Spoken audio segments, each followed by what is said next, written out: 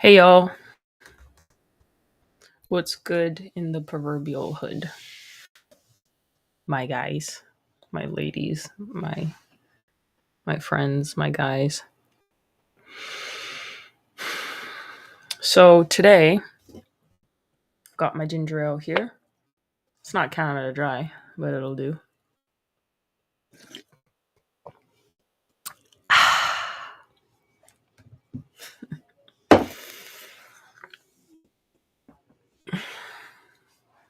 Guys, tell me why my granny and my auntie Astra called me today, and they're like, "Kaysha, you used to be so pretty."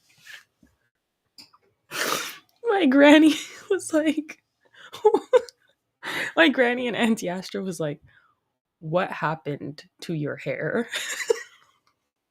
They were like, "Is it the weather? Is it the weather down in Maryland?"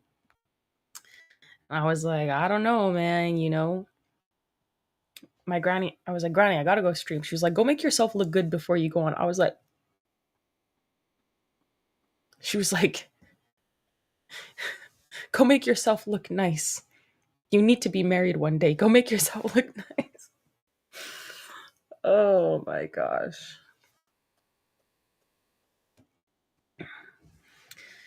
Shout out to grannies and aunties for keeping you on point when you look busted and crested. So, anyway, today, um, I have for you guys an interesting stream.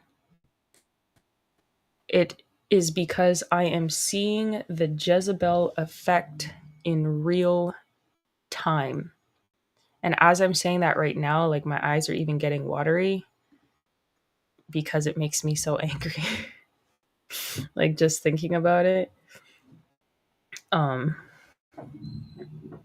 but let me fix this. My computer is like tweaking out. I'm sorry.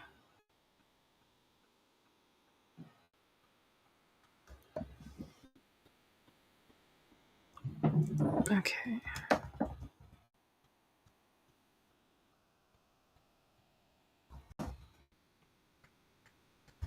So what does that look like?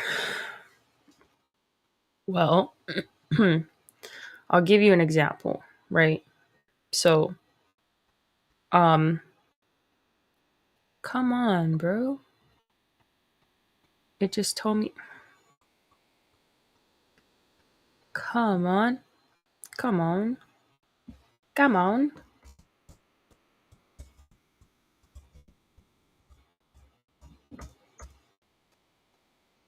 Okay, that should do it. That should fix it. There we go. Um,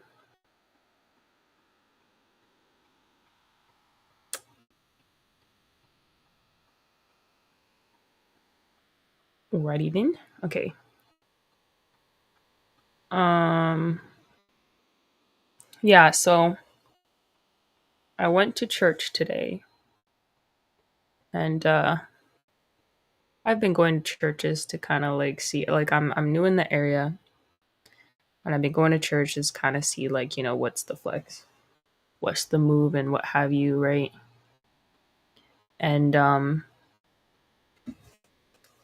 it's kind of frustrating because I can see like why so many things are going sideways. Because I'll give you an example, like the churches, they lack male leadership. They're run by women, very disorganized. It's very emotional. There's not any spiritual like strength or leadership. Like so, I was at church, and this probably seems so stupid to be like this emotional about, but like it speaks to a greater issue, right? This is a bigger issue. we're talking, some people asking me about myself and whatever else. And people go to churches, new churches, they want to know that you can go somewhere and you don't need to feel judged. You can be yourself, and people will appreciate you for who you are and your differing opinion or whatever. But we should strive to follow what the Bible says. And I know it's International Women's Day today, but the Bible says Proverbs 31 is the woman that we should strive to be. Is it not? And so we're talking, and I don't remember how exactly it came up, but the women were like, "Oh, we need to have degrees now, because why would you? We're in a different time, and why would you sit behind someone and if anything?" And I was just like, the richest man in the world is Elon Musk, and I don't even think he has like a degree. Someone correct me. Bill Gates, like the money that they've acquired was largely through a lot of hard work. I'm not saying I like Bill Gates. I don't. The fact of the matter stands. And I was like, they were like, women were uneducated before. That's why they were staying home. And these were older women saying this. Women were uneducated before, and that's why they are staying home with their kids, and they had to stay behind a man, and now you need a degree and all this because you need something for yourself, and because the degree and the money is going to keep me warm at night, right? The degree and the money is going to create the circumstances for your success. The degree and the money is going to protect you. The degree and the money is going to lead me to salvation. The degree and the money is going to give me children. The degree and the money is going to help me make a house, a home. The degree and the money is going to make me submissive and respectful and cooperative. The degree and the money is going to make me a good woman. The degree and the money is going to help me to be someone else's peace. That will make someone lay next to me at night and feel like this is home. I want to come back. My pockets will make a man stay.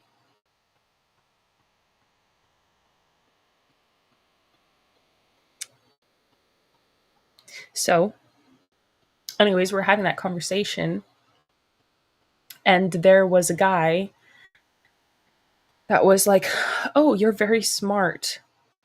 You're right. You're very smart." And I was like, "By the grace of God and my Father alone, thank you, sir."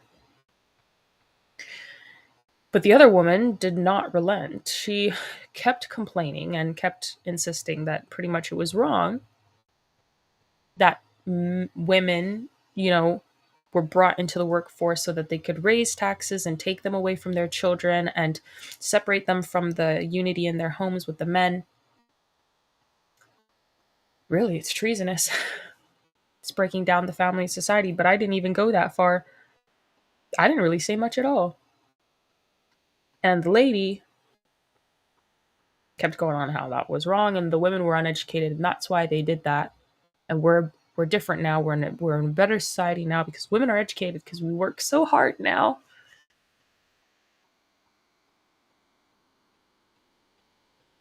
And pretty much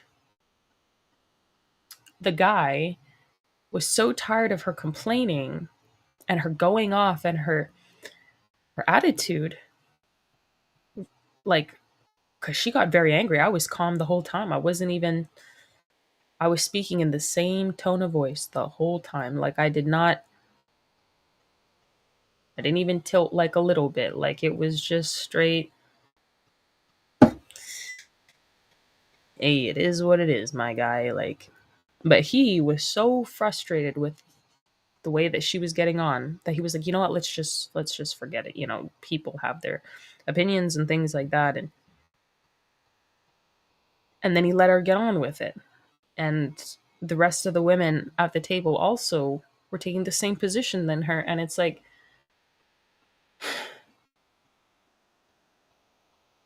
I posted a video before I came on the stream to talk about this, because what we're seeing right now is the Jezebel effect in real time, where women who, and one of the things she said, like, oh, so many, how dare they try to take this from us? We've worked so hard for it. You've worked so hard to enslave and abuse not only yourself, that now you're working harder to enslave and abuse the rest of us who want nothing to do with the system. And then you're going to punish us and find ways to punish us because you can't stand that you went through the abuse and the torture. So you're going to ensure that the rest of us do too. The misery loves company, innit?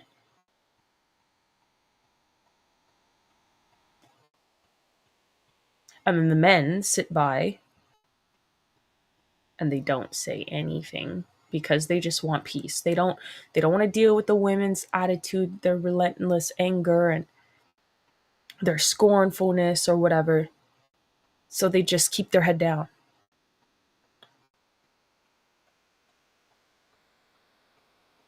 And as a result, women who are decent people in society, women who are trying their best to be Proverbs 31, are going around getting stomped on everywhere.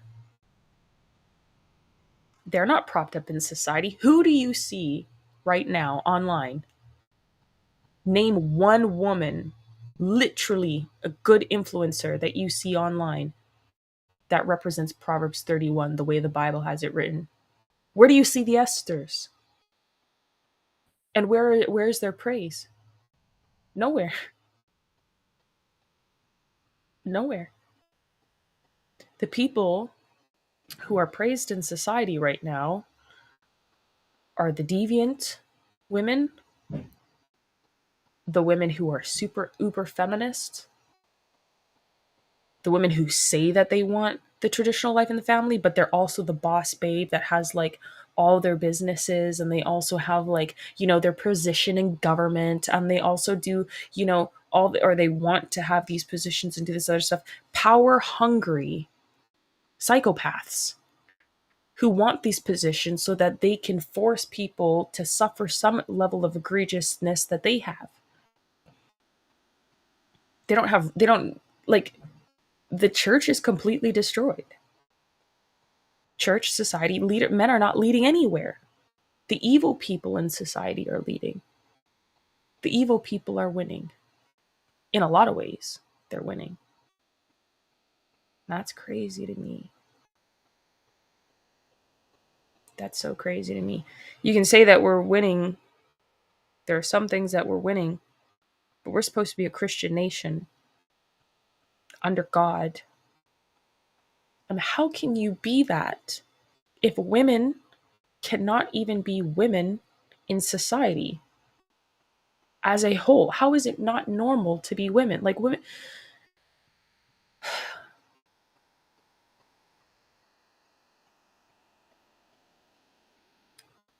How is it not normal to be a female in today's society? Like a normal Proverbs 31 woman or an Esther. Why is that not normal? Why is that not everywhere? And why are the men just sitting around and letting the people suffer? Like the women, like, why are they letting?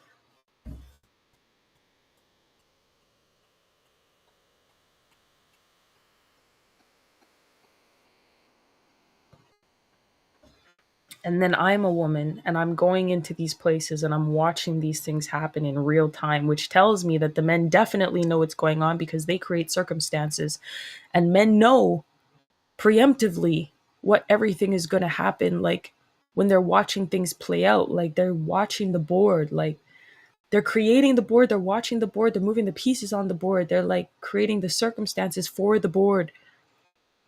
And by the time I see it, like I've seen it because it's played out. The board's played out. Like all of it, everything is like actioned already. Sorry. So I'm like, why did you be comfortable like that? I don't know why. I don't know why men don't want to fix things anymore. You said thanks for speaking on this. No worries. No worries, man. I try to be honest. You said I think Elon Musk has a degree in economics and physics, but generally I'm inclined to agree. It's just a piece of paper. Good afternoon, by the way. Yeah, and Elon spoke about how you literally don't need a degree. Women taking over leadership of my last church is honestly why I left. Yeah. I can't stand it anymore. Like, I can't say, like, someone said Happy International Women's Day to me today. And I was like, why did you say that to me? Like, I don't know, like, I got really angry. Like, I didn't take offense to, like, him personally saying it because I knew, like, he wasn't, like, trying to be malicious or anything. Like, he's a nice person. But, like, I was like, why did you say that to me? Like, what? Happy International Women's Day for what? For a society with, just pain and suffering where women are worked to the bone or put in the position where they have to, like, fend for themselves or else in like an egregious manner. They even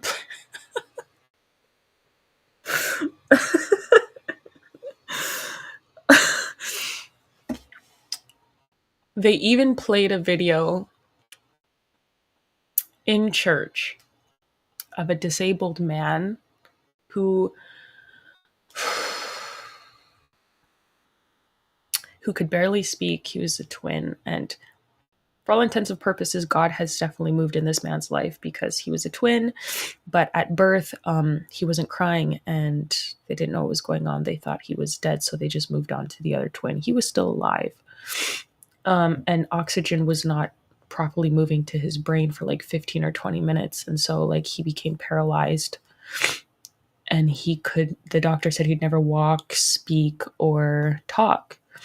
So the mom better just put him in an institution and forget about him and just take the sister home. And she believed that God would do something. And so the guy, he is disabled and cannot walk, but he can talk with much struggle. You can make out what he's saying, but his voice box isn't properly developed. But he's gone around and spoken to thousands of people around the world, talking about his testimony because he graduated school with honors. He was exceptionally intelligent, but nobody wanted to teach him how to speak. No one wanted to be patient with him. He said as a kid, he had to read his twin sister's books and teach himself how to speak, which is so sad to me. Like, it's just crazy to me. And so he did, very well in high school, then very well in university. He graduated. And now he goes around the world and talking to people about,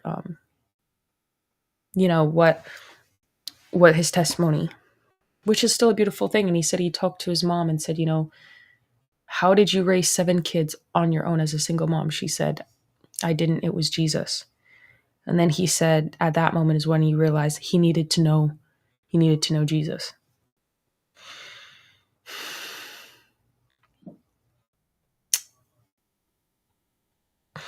And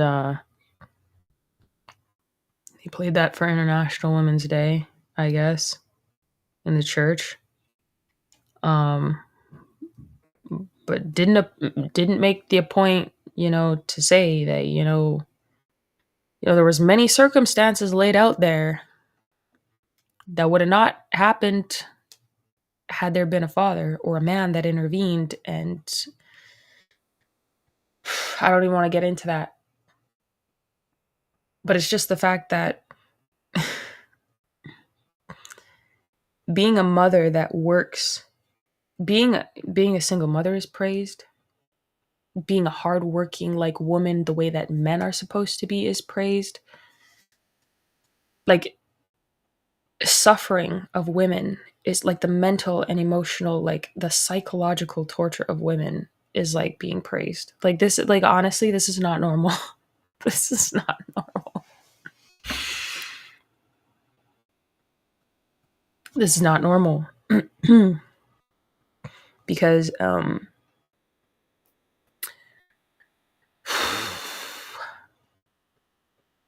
women should not be doing this.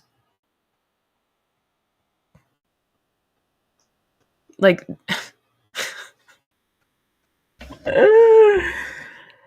oh my god. It's the fact that on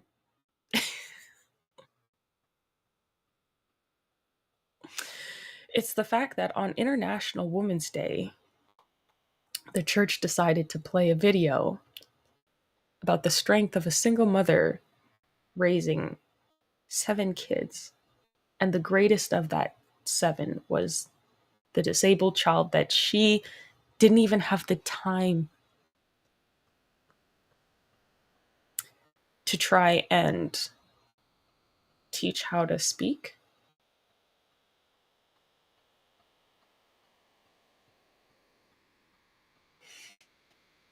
That's Proverbs 31. That's what women have to look up to.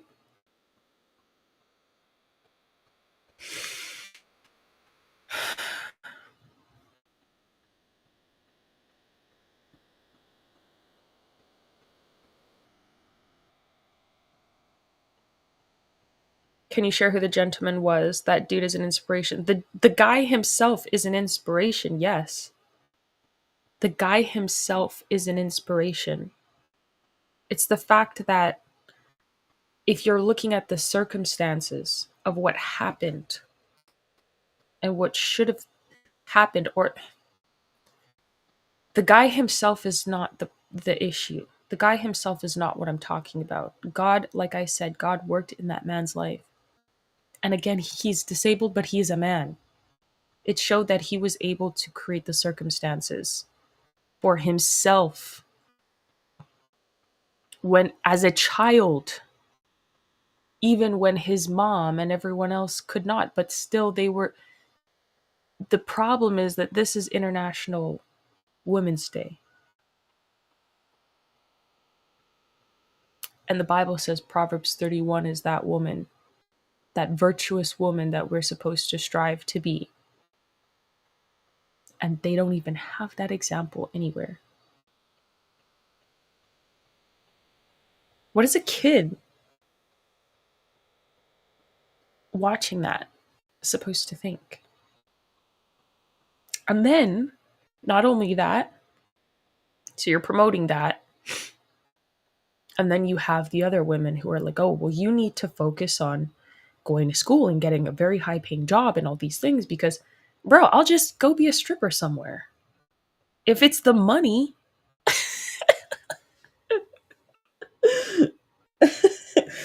if it's the money that's going to keep a man next to me, why would I have a job where I actually have to, like,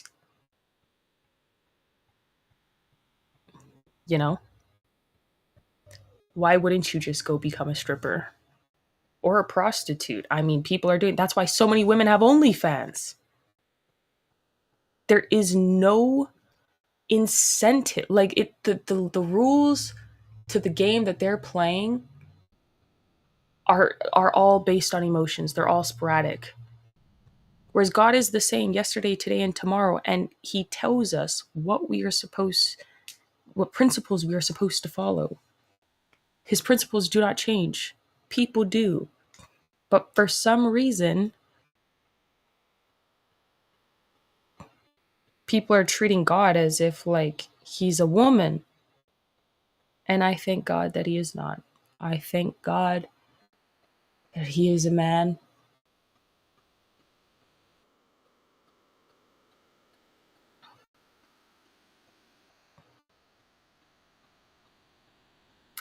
I wish we lived in a different world, and we don't.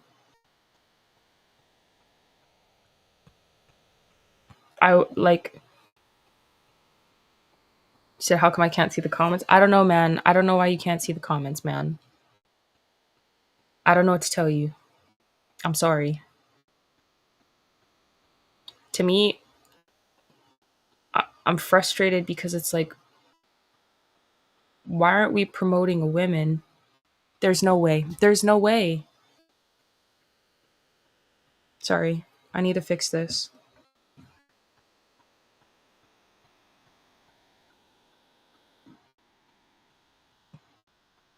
I don't even understand how it did like that.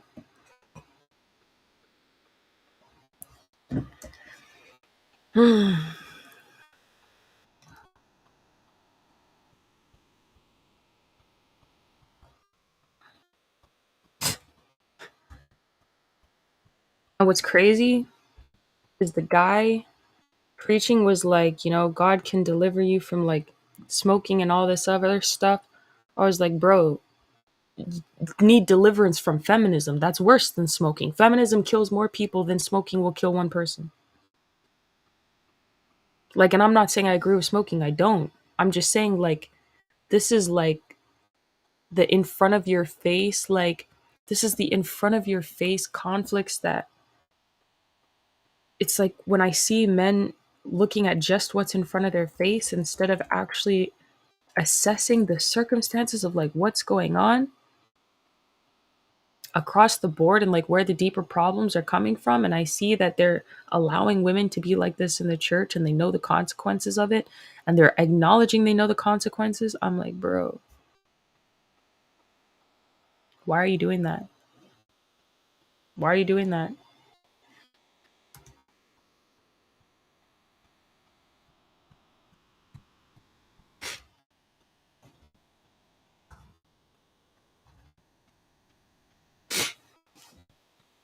I like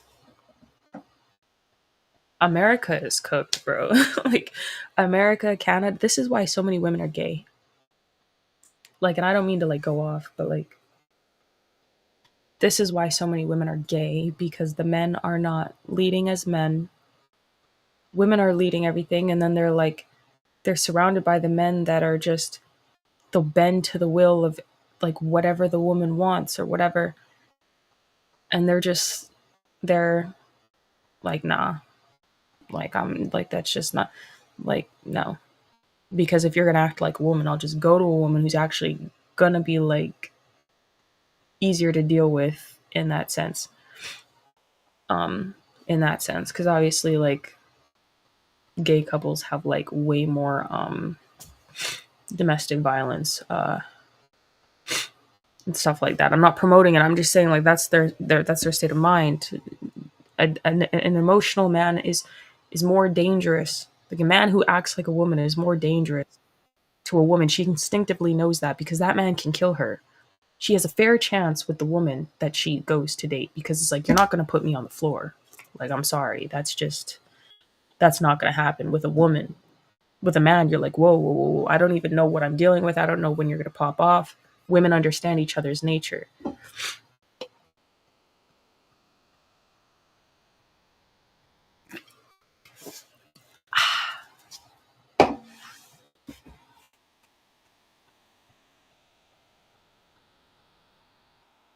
Just don't care anymore. It's also why so many people are like being villains, because it's like, what's the incentive to be a good person? What's the incentive to be a good person for a woman? There's not. You're telling me that instead of valuing what God has put, instead of coming together and working with a man and being a team, that I should actually be like in corporate America? Why no one ever wants to answer why is it abusive for you to work with your husband who will love and take care of you, but it's not abusive to follow the wills of a man who doesn't serve you, but he serves his own family and he's using you like a slave in corporate America? Bro, make it make sense. I was like, we used to, have our, they're like, women didn't work before. I was like, that's not true. Women worked with their families, their fathers and their future husbands. And then, maybe they had a farm, maybe they had a bakery, maybe they had their own doctor's office. Do you know there's a lot of things in a doctor's office that you can do medically under the supervision of a doctor because you're doing it under the supervision of a doctor? Did you know that? Do you have any idea how many private clinics are operating that way, like clinical assistants and things like that are doing a lot of the work that the doctor would go in and like, the information and like even directing certain things because that's what the that's the system or the program the doctor had set up. So you are allowed to administer it under that same doctor. You'll see that in weight loss clinics and cosmetic clinics and private clinics and things like that. So if your husband was a doctor, I remember what's his name? He's a funny comedian. He's Indian. Russell, and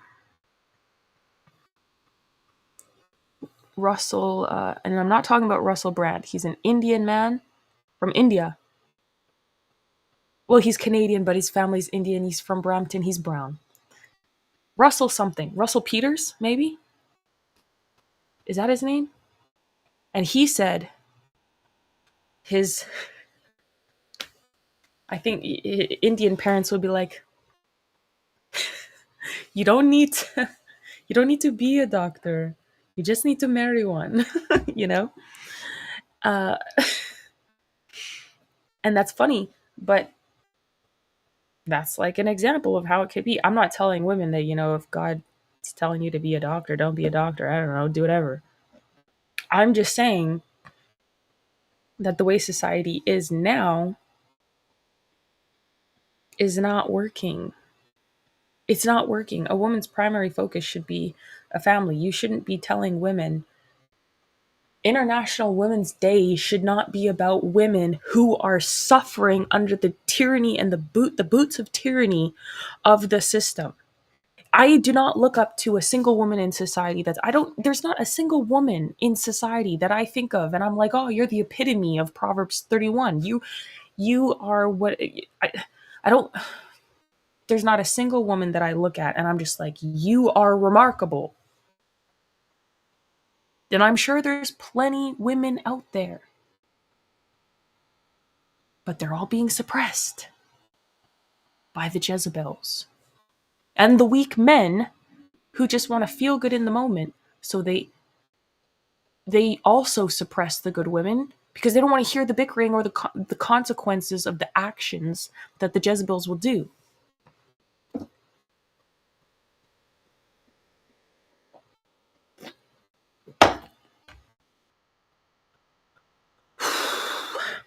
If there was ever a time, my mom, it's kind of funny, but it's not funny. I would ask my mom questions sometimes, and my mom was an addict.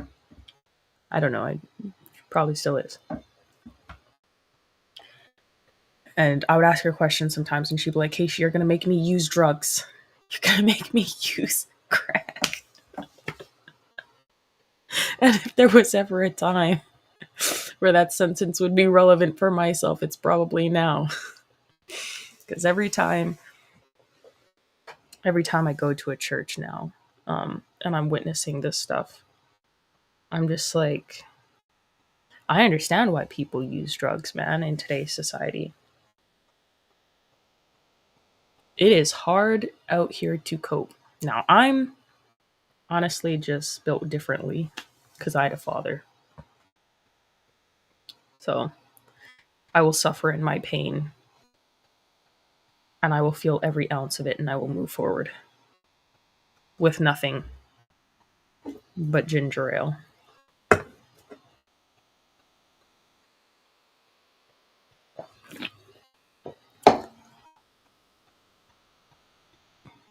Someone said, don't do crack. No, I'm not actually gonna. I'm not gonna do crack. It's just an analogy. It's funny. It was funny. I thought of it when I was in the church. All I was thinking about was my mom. Like, Kaysha, my mom used to tell me, Kaysha, you're gonna make me use drugs. I'm like, I just asked a question. Like, I was a kid, man. I didn't know, but being in the church in that environment in the moment made me so angry. Like,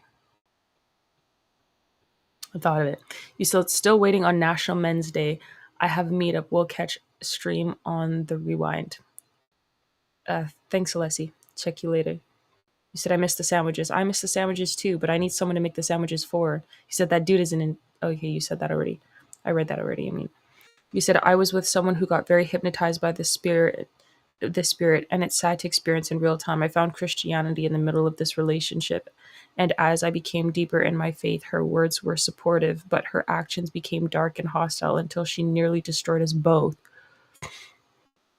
I wish I had known better before that point, and as I tried to bring biblical perspective into our dynamic, the spirit fought back hard. Now we're apart. She's with a woman as well. I'm from Toronto. Russell Peters, hey, that's what's up, man.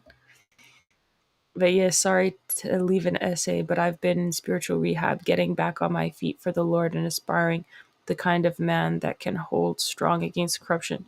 Amen, man.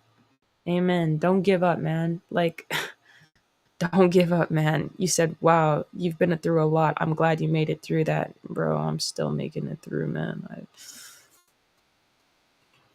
I don't know. Who cares? Um, yeah, man, don't give up. Like, we need good men that are gonna lead spiritually, and they're gonna. I'm tired of the Jezebels. I'm tired of them getting away with like everything. I'm tired of the feminism. I'm tired of the fact that people think that I'm strange because like I want to include like my father in my plans. I'm not married yet. So like it's the family. And then when I get married, it'll be all like those women say on that, my man, my man, my man, my man. Oh, sorry, my man. Oh, my boyfriend didn't let me. My man. To my, or the, the stupid TikTok joke. To my man. Thank you to my man. I swear to God, as soon as I get married, bro, it's different for me. I'm because I don't believe in any of this. And I don't care. A society can't be great without God. A society cannot be great with the principles of God. You can't have strong men and weak women. You can't have weak women or strong women and weak men. But you would not have strong women with weak men. You could have strong men and some weak women because the men are creating the circumstances the men will fix. But you can't have strong women with weak men because men are the ones who also raise the women to be strong circumstantially. We have so many weak women right now who think that they're strong because of a lot of weak men. I mean, it's a circulating thing, but my dad says men are ultimately responsible. My dad raised me by himself. He fought for me for 3.5 years when I was a kid and taken from him. They took me on his birthday without cause, without reason, made me permanent ward of the crown, and he had to fight 3.5 years to get me back. He had to quit school. He was studying neurology. He was going to be a brain surgeon. He was studying in America, in Alabama. And he had to drop everything to get me back and to help me. Just have the chance of getting me so that he could take care of me as his kid. And then he did. Then he was a heavy duty mechanic for like until I was an adult. And then he hurt himself and he became a mechanical engineering tech, a bachelor degree in technology, specializing in mechanical engineering. So, men have a responsibility. I can't really outline any of that to men because I'm not a man, but all I'm saying is that the strength of a woman is Esther. Esther worked together with her father Mordecai, and she was great. She got to her position because Mordecai was pulling the strings on her, creating the circumstances and telling her how to move and what to do. And she listened to him. They were a team. They were an unbreakable team, an unbeatable team. Sorry. And she won that way. Esther would not have been great, and she would have not completed what she did if it had not been for Mordecai and God. God and Mordecai together. Her fathers. Heavenly and earthly father.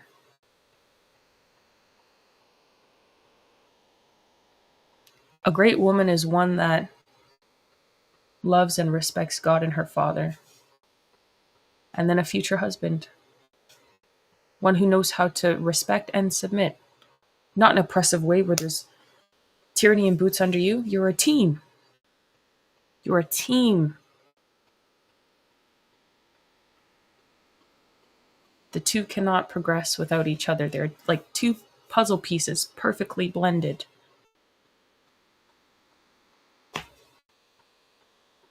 Why people don't see that, I don't know. And then women without men, particularly that go through these processes, they become tyrants. Become tyrants like Jezebels. You said, I've lamented a lot over these things you've talked about, but never heard this perspective in detail from an aware woman. So thank you for sharing the encouragement. Amen. By the grace of God and my Father alone, my friend, quite literally, I'm only aware of these things because my Father raised me to be aware of these things. You said, why haven't you picked a man yet? Kaysha math, correct. First of all, I get boatloads of men requesting to court me, okay? So it's not like... First of all, wait a minute. There's a process that needs to go through. Sure, I might like somebody, but they need to go through the process with my father. They need to be vetted. I need to like them. And, they need to ask my father to court me for marriage. And when that happens, then I will be like a taken person. But that doesn't mean... Anyways, there's a process, and I have to follow the process. Just leave it at that and mind your own business.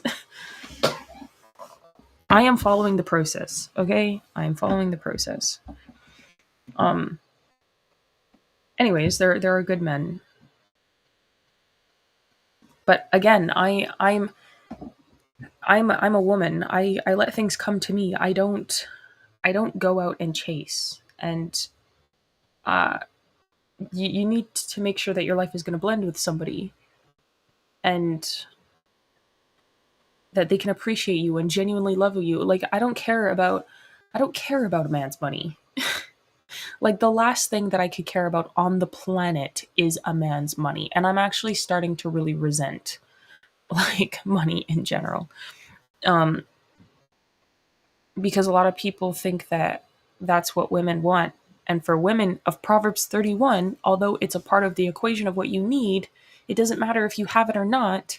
Because if you're a capable man, if you're intelligent, if you're smart, like a critical thinker, if you are driven by, ambition and purpose, and you have God at the center of your life, we will create things together and individually. Like, who cares? Who cares?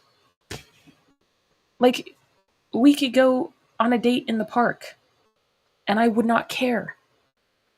Am I spending time with you? Am I getting to know you? Are you a great person? Cool. Great. Let's do something cool together. Let's come up with ideas together. I hate the men today, the actions and the mentality of a lot of men today, where it's like, if I have money, then she's going to like me. No, because that only works on women without fathers. And you can have a father in the house and still be fatherless. Women who actually had fathers in their home don't care just about money. That's not how that works. They're not just like, this is... What is that going to do for me? And there's people who have asked me that have money, and I don't care. And there's people who are just normal, and again, I don't care, because it's like, I need to be captivated by your mind. I need to be captivated by your character, your mind, character and personality. That's what I care about, because I can do a lot more with someone like that. And even if they had money or they didn't, we could, if they didn't have money, we could build it. If they had money and they lost everything, we could build it. If they had money, we could build more. You know, I just,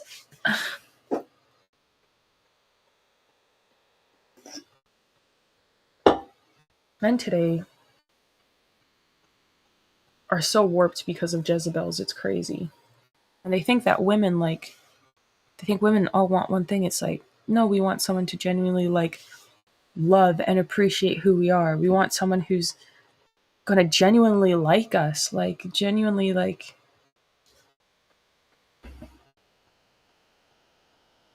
I just went on a tangent for no reason. Sorry. Said, hello, I came about 2 minutes ago and I was wondering, in your opinion, can men on the autism spectrum possess qualities of a strong man despite having to train themselves in social cues? I can't tell you if a man can be a man or not. I'm not a man. You can ask my father, though. His ex account is DJS Richardson. DJS Richardson. Ask him. I don't know. I don't know how men be men. Um, my dad is not autistic though, so I mean, I don't know. I know things are going to be different, but I don't know. Um, you said sorry to hear about that experience being taken away from your father as well. There are so many attempts to neuter that positive influence in our lives. Blessings to you. Yes, there is. It's disgusting. You said, like, the spirit can give anyone an inner strength, but if someone appears to lack strength outwardly, such as struggling financially and socially on the occasion, does that make him less of a man asking for a friend? I don't care about a man's money. I literally do not care about a man's money. I have seen men. First of all, I was raised very comfortable. I will say that first and foremost. I was raised very comfortable because my father worked in the rigs and he always took care of me. Like, I didn't care. I didn't really want much of anything either. Um because I wasn't like a gifts focused person, but my dad also didn't raise me with the mentality of a crackhead gift thirsty person. Like, my father always told me that the thing that someone needs the most is to love God and to be respectful. They just need to be a good character. That's all I care about. I hate money so much. You guys would not believe how much I hate money. I loathe money. And it's not like I have a very personal hatred for money. And it's not because I don't have very much of it. I've always hated money. And I've been, like, I grew up comfortable. Like, I don't care about it. I hate it because the way that our society worships it. Like, and the things that people do and how they become corrupted because of their, their thirst for it. It makes me so enraged. But when it comes to a man, like, I've seen men who are destroyed. There's a lot of good men in the world that are being destroyed financially and taken out. I'm watching this happen to good men, and the average man doesn't have millions and millions of dollars, but they're being destroyed tens of thousands of dollars and hundreds of thousands of dollars in in the ground down the toilet because of how people are coming after them. And I'm watching this happen across the board in many different places. I'm seeing this happen, and it's disgusting. Are those men less of men because they now have no money? No, those men are in fact validated as being men because they're being attacked that way. Because the men who I don't trust, I don't really trust men that are, haven't really gone through anything. Because why haven't you gone through anything? Like, are you an agreeable man? Like, do you just agree with everyone and everything all the time? Like, what's going on? I don't know. I don't care if a man has money or not. Obviously, like, it is a factor. right? Like you have to have something, or like be trying to build something. Like you have to, you can't just be there with nothing and not trying to do anything. That's a whole different thing. Like, but if you're trying to do something good, I don't care. I'll help you. Let's do it. Let's do it. I don't care. If I like you, I like you. Like I don't care. I grew up comfortable. I'm not afraid of being poor. And I've been on and off the street the last 4.5 years, and I've literally slept on the street and been in shelters and things like that. And I'm not saying that that's what someone should strive to. I'm not even saying that you should go out and date someone that's homeless. I'm not even saying that. I'm just saying, like, I know what it's like to live a hard life. I know how to get through situations. I am not afraid of poverty. As a woman, I don't like men that are afraid of poverty, because I'm like, you're weak. If you're so afraid of falling on hard times, it means you don't know how to fix things. My father was fixing things like left, right, and center all the time. Like, I just, I don't understand men who don't think, like, men who just don't think. And I'm not saying that you want bad things to happen. I'm just saying life happens. Life happens to good people. Life happens to good men to destroy them so that they will become bad men. And if I, as a woman, can identify, like, oh, it's like, can identify circumstances in which things are happening and not fault someone for a circumstance that was out of their control, that they're now trying to fix, they're actively trying to mitigate. Why do men, like, but a lot of women today are treacherous. They don't understand loyalty because they don't have good fathers. Yes, this is a soda can. This is ginger ale. I am drinking ginger ale. I don't care.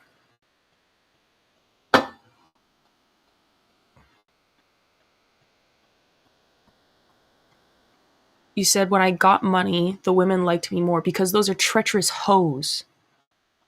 You said, hey dudes, get your SHI together and get in Kaysha's DMs. Please don't get in my DMs. Please do not get in my DMs. I will not respond. I am otherwise engaged. Occupied, if you don't know what that means.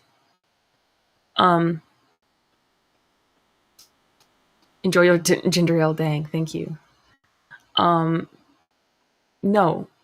If you said when you got money, the women liked you more, it's because they're hoes. They're treacherous hoes. And if they don't like you without money, then they don't like you with money. They like your money, they don't like you.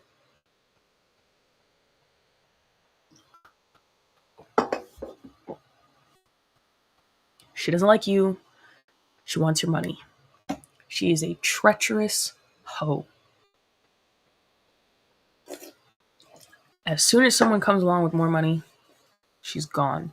As soon as you lose your money, she's gone. As soon as she gets up off of your money, she's gone. I don't like money. I like people. I like ideas. I like things. Discussion things. Like painting and things like that. Not things like trinkets and stuff, no. I don't care about bags. Like, I have my strap that I put around. I can keep that on my person. And I know if anything goes down, I'm not losing anything because it's on my person. If I have a purse, man, if anything goes down, it's gone. I've lost my entire self. I mean, a purse for what? To look cute in a society where we're living in war. Right. Okay.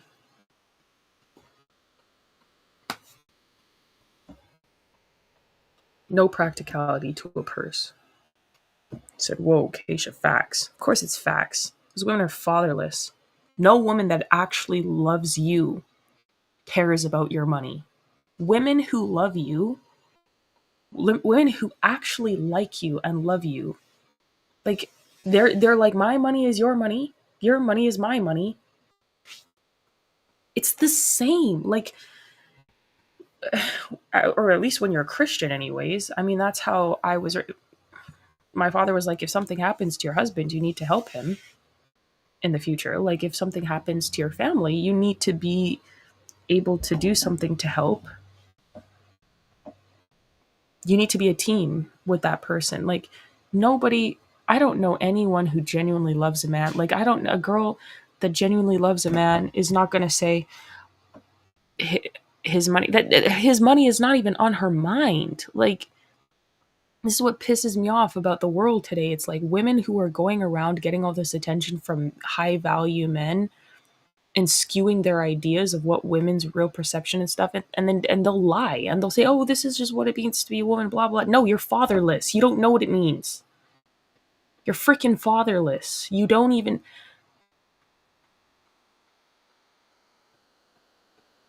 Women today are retarded. They're retarded and treacherous. Men are supposed to be providers, but that doesn't mean they're supposed to be Father Christmas and just like they're to be bled dry of money. Women women understand when they're married to a man, like what he has, he will share with her.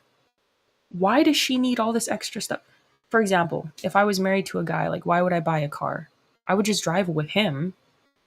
Like why would I want him to buy me a car? Unless I like if I already had a car, you know, like a lot of people they get married, they have cars. Like why would I be like, "Oh, buy me all these cars or buy me all these bags or buy me all this hair stuff?" Like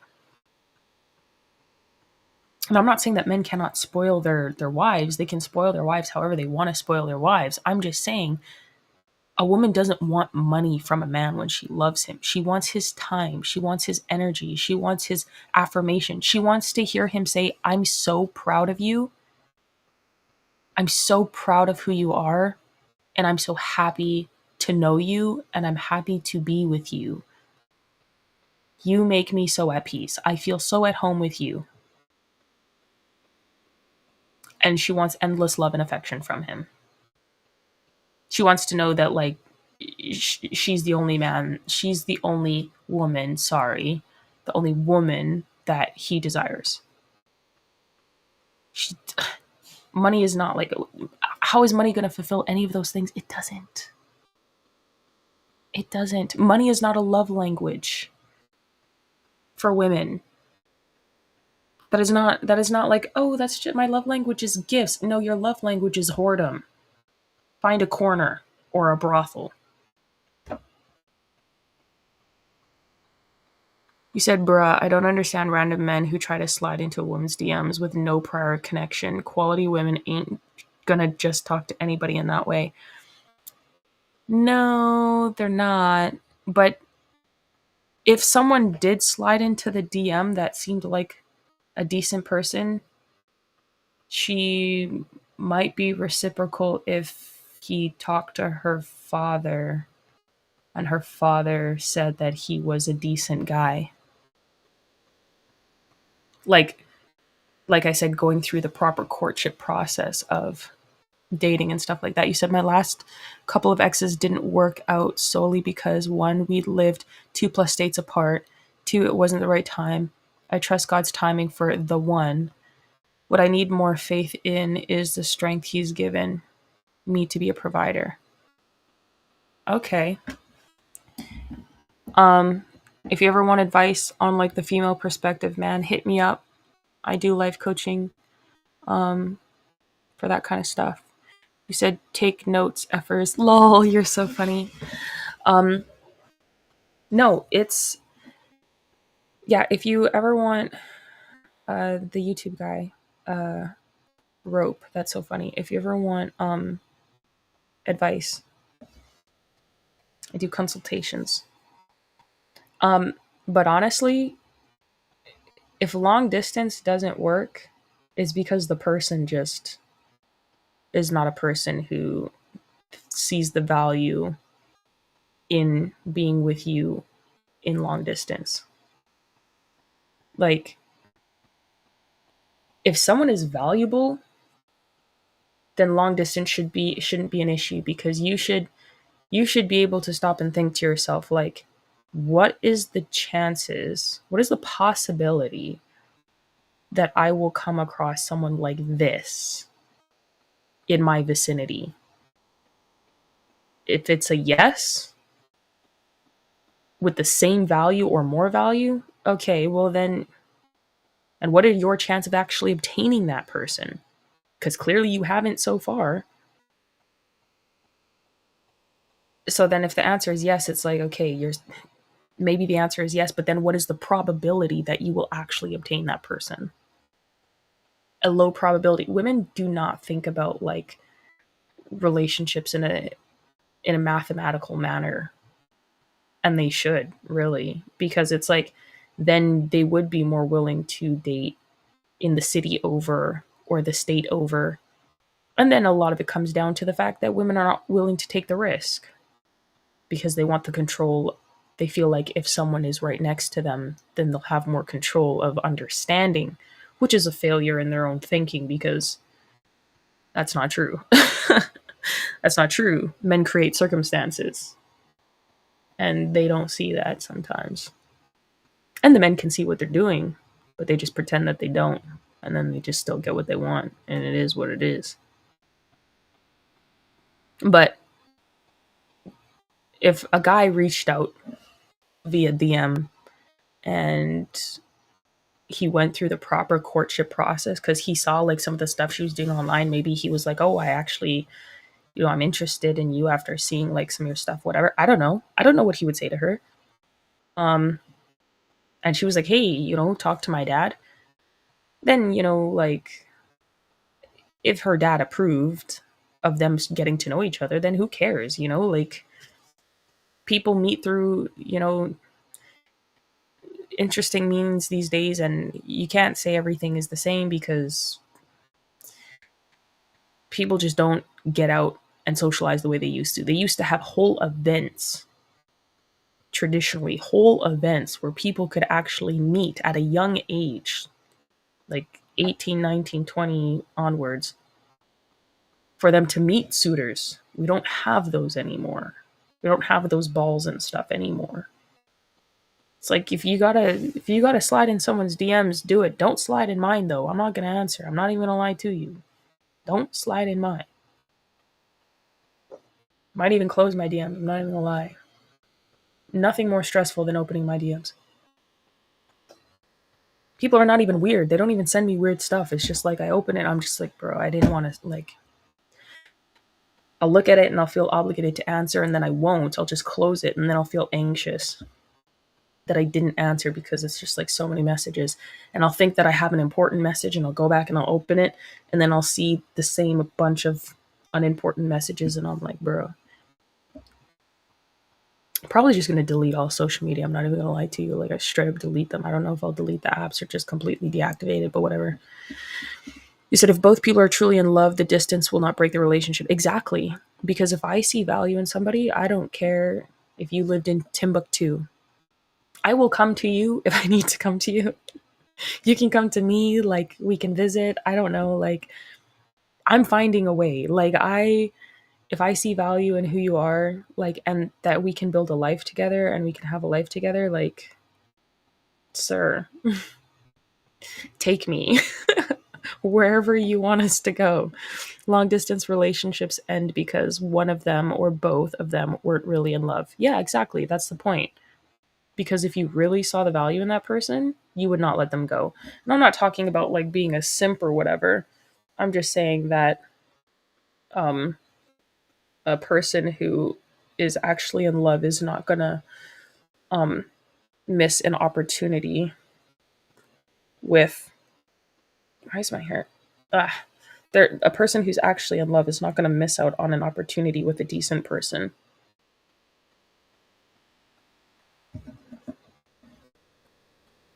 So like, there's that.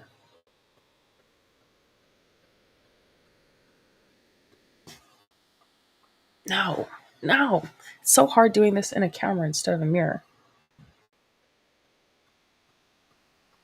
My granny might be right. I might have to find something else. Shout out to my granny for that. Um, and honestly, there's such little amount of people these days that match the value in what you believe and like what you're doing that I don't see. Like I went to church today and people were putting masks on their kids, like people were believing feminism and all sorts of other stuff. The church was corrupted. I was like, I'm not going to find someone in there. Not that I'm looking. I'm not even looking, but I thought about it. I was like, if I was a young woman that was going into a church environment seeking for younger people that I can connect with, um, whether it be friends, romantic or otherwise, I wouldn't find any of it there. There's no fulfillment there whatsoever. And then on top of it, not only is it that, but because of what they believe, they're also trying to stomp on the people who do believe good things. And that's so annoying.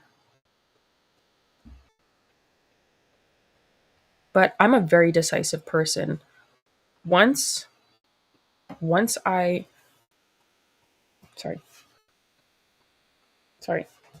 I was raised by a father who was very decisive. We'd go into the store, say this is a shirt, a black shirt that he saw.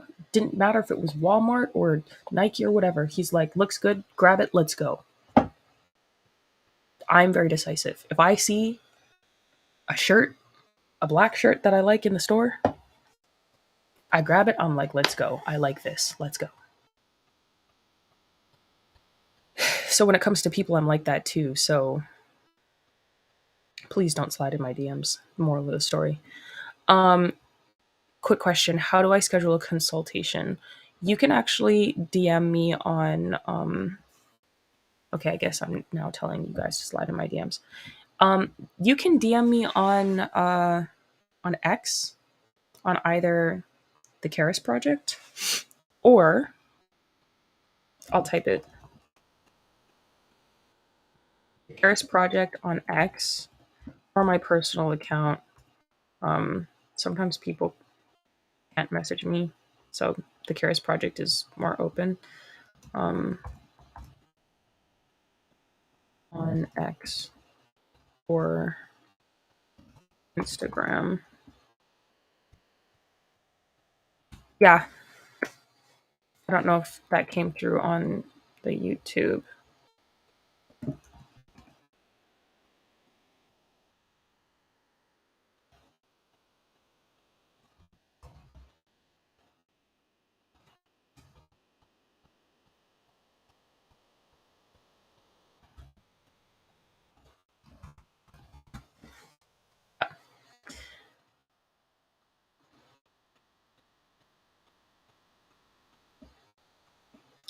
That's interesting. He said,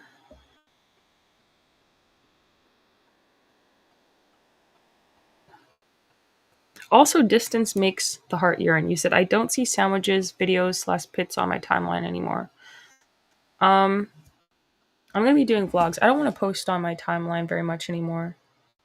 I'm going to be doing K-logs. I don't want to do I don't want to I'm tired of social media. Like I don't want to actually like I don't really want to be posting pictures and videos very much. I know I posted some videos today singing at church. Just like, silly kind of. But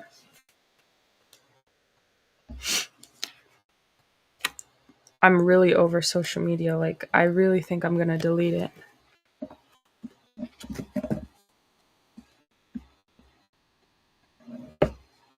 Maybe I'll like put in the vlogs or something like maybe I'll put in the vlogs like me making a sandwich. I don't know. Got it. Thanks. I just don't see the point in it. It's very unsatisfying. Like it's very unsatisfying or unfulfilling. Like there's nothing positive about it really.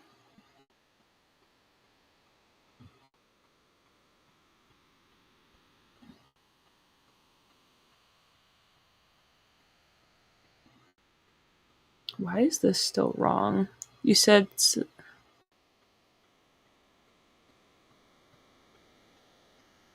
Get the likes up, people is so funny. Be the example, Kaysha.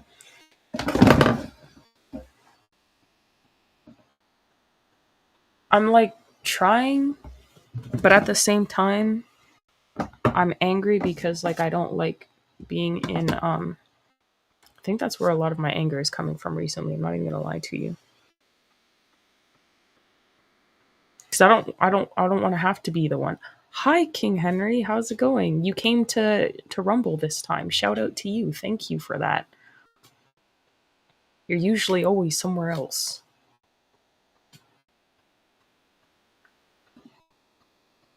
So thanks. I'll be looking forward to it. The sandwiches. I also don't eat as many sandwiches anymore.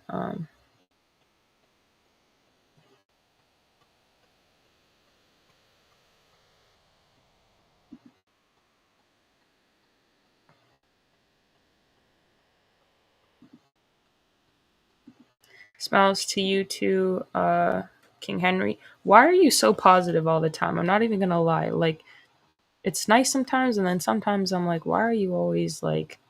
How are you always saying smiles or like happiness? Like that level, that like that's confusing to me. Anyways,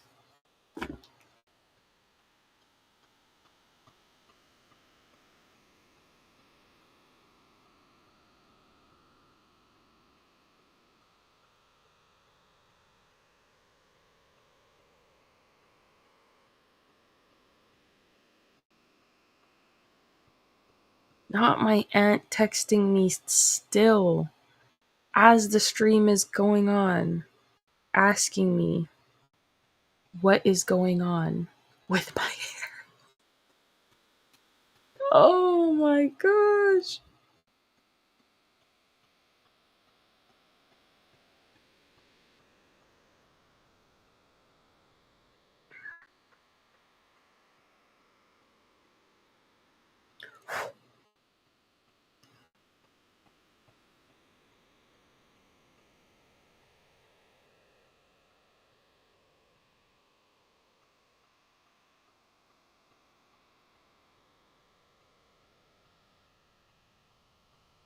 Okay, I'll read something just to bring it back to God a little bit. I hate like I hate all my daily interactions, like I said earlier, work and school and everything, and church. Everything is like run by feminism and Jezebels, and it's like insufferable. Anyway, one sec.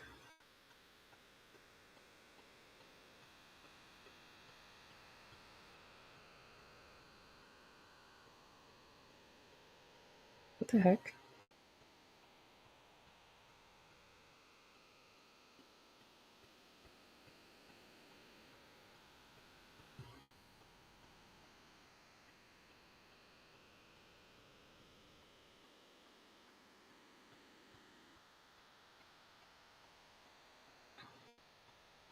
Even if the thing that would suck though is if, you know, for a lot of women, if they a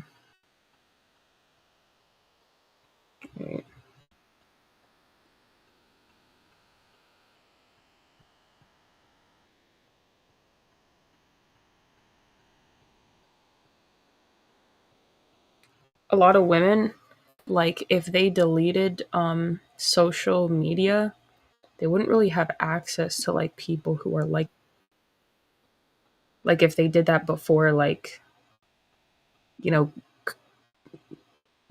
building their community of people, like be it friends or otherwise. Like I don't know, I don't care. But because it's like it's kind of hard now to find people that match your personality and your your morals and your character, like your mindset. It's hard to find that in person, like anywhere. And it's like you can't say, "Oh, go to a church," because it's all run by women. It's emotional and it's disorganized or whatever. You can't say go to school to do that because that's where the indoctrination breeds. You might find one person, but then what are the odds that that one person actually likes you that way? There's so many different odds. I don't even want to think about it. I don't even care. I don't even care. I would delete it anyways. Like, screw it. I'm going to live my life like Paul. Because, well, if I was, but obviously I think I will have a family, but I think it's a very hopeless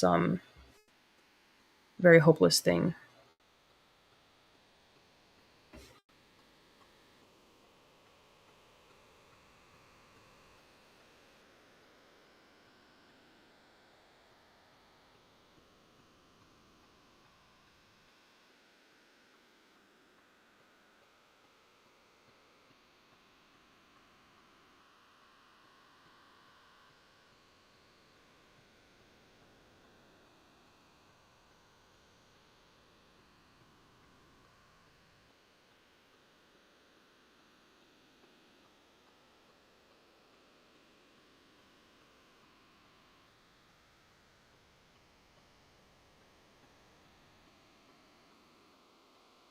What the hell?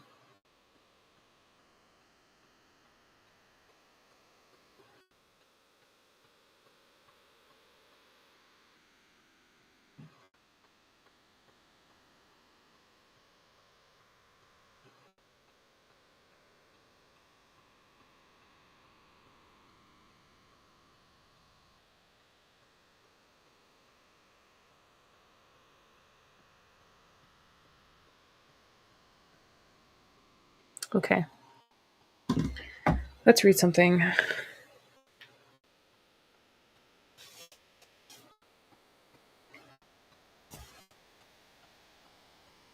Anyway.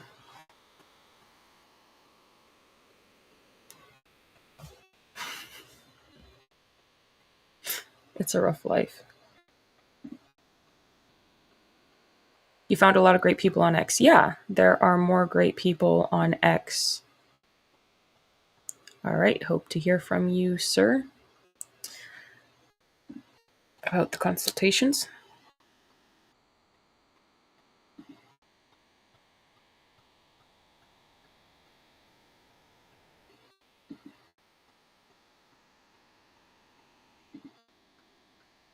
Okay, I'm going to read a little bit. I think I'm on 19 of Isaiah. Yeah, I'll just read a little bit. The burden of Egypt, behold, the Lord rideth upon a swift cloud, and shall come into Egypt, and the idols of Egypt shall be moved at his presence, and the heart of Egypt shall melt in the midst of it. And I will set the Egyptians against the Egyptians, and they shall fight every one against his brother, and every one against his neighbor, city against city, and kingdom against kingdom. And the spirit of Egypt shall fail in the midst thereof, and I will destroy the counsel thereof. And they shall seek to the idols, and to the charmers, and to them that have familiar spirits, and to the wizards. And the Egyptians will I give over into the hand of a cruel lord, and a fierce king shall rule. Wait a second. Shall rule over them, saith the Lord of hosts. What's also crazy about a lot of churches, just a side note, you literally can't go into a church these days without hearing someone say "Orange Man bad." That also really pisses me off. Sorry. I was just thinking, like, they'll say that they're not political, but they'll hate a specific political group and then push that. And then if you don't agree, then it's like now they're political. Everything is, it's just no consistency. I'm sorry.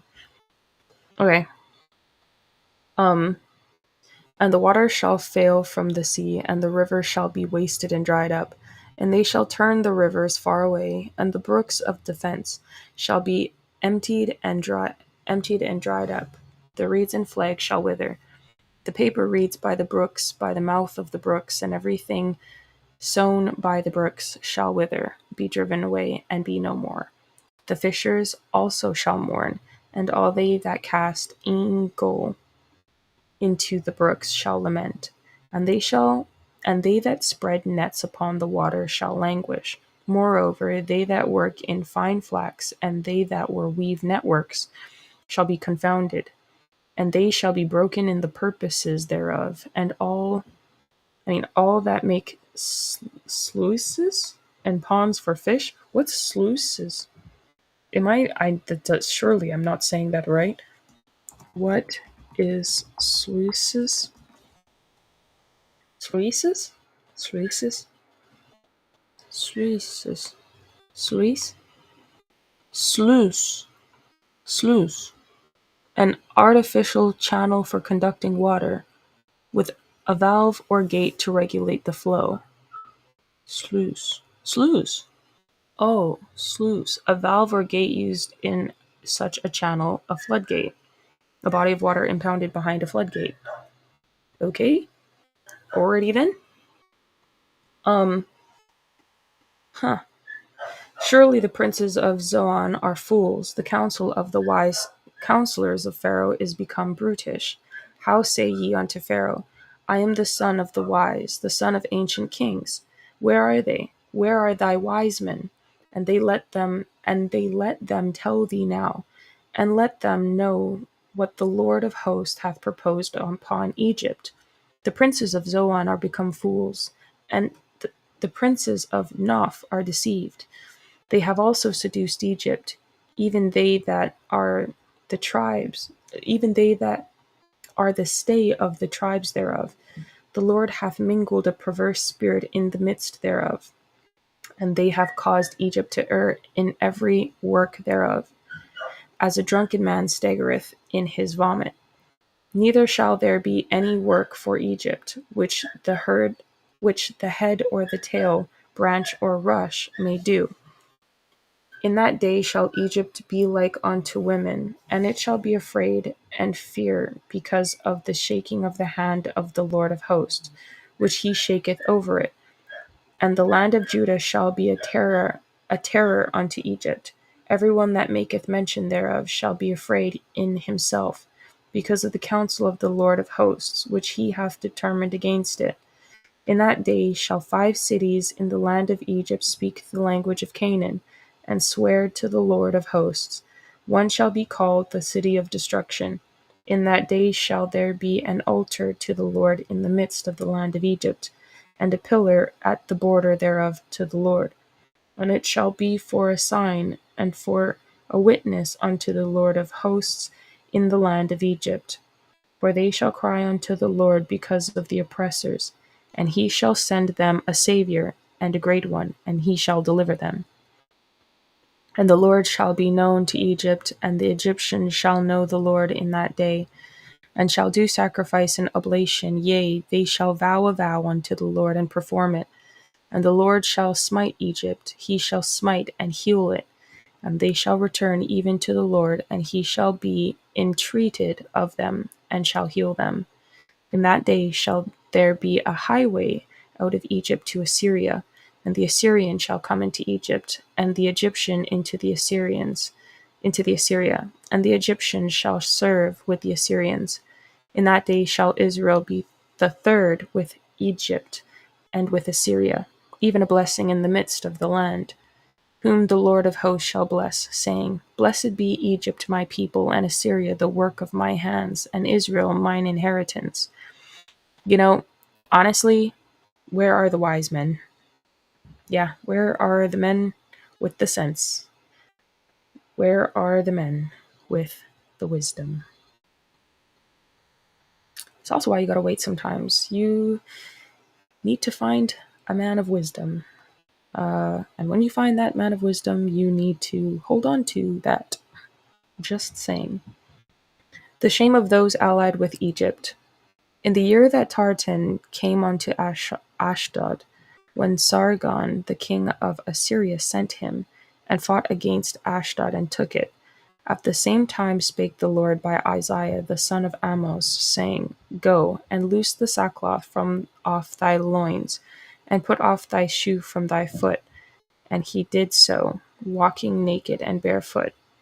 And the Lord said, Like as my servant Isaiah hath walked naked and barefoot 3 years for a sign and wonder upon Egypt and upon Ethiopia, so shall the king of Assyria lead away the Egyptians prisoners and the Ethiopians captive, young and old, naked and barefoot, even with their buttocks uncovered, to the shame of Egypt. And they shall be afraid and ashamed of Ethiopia, their expectation, and of Egypt, their glory. And the inhabitant of this isle shall say in that day, Behold, such is our expectation, whither we flee for help to be delivered from the king of Assyria, and how shall we escape? The fall of Babylon. The burden of the desert of the sea, as whirlwinds in the south pass through, so it cometh from the desert, from a terrible land. A grievous vision is declared unto me. The treacherous dealer dealeth treacherously, and the spoiler spoileth. Go up, O Elam. Besiege, O Media. All the sighing thereof have I made to cease. Therefore are my loins filled with pain, pangs have taken hold upon me, as the pangs of a woman that travaileth. I was bowed down at the hearing of it. I was dismayed at the seeing of it. My heart panted, fearfulness affrighted me. The night of my pleasure hath he turned into fear unto me. Prepare the table which in the watchtower. Prepare the table, watch in the watchtower. Eat, drink, arise, ye princes, and anoint the shield.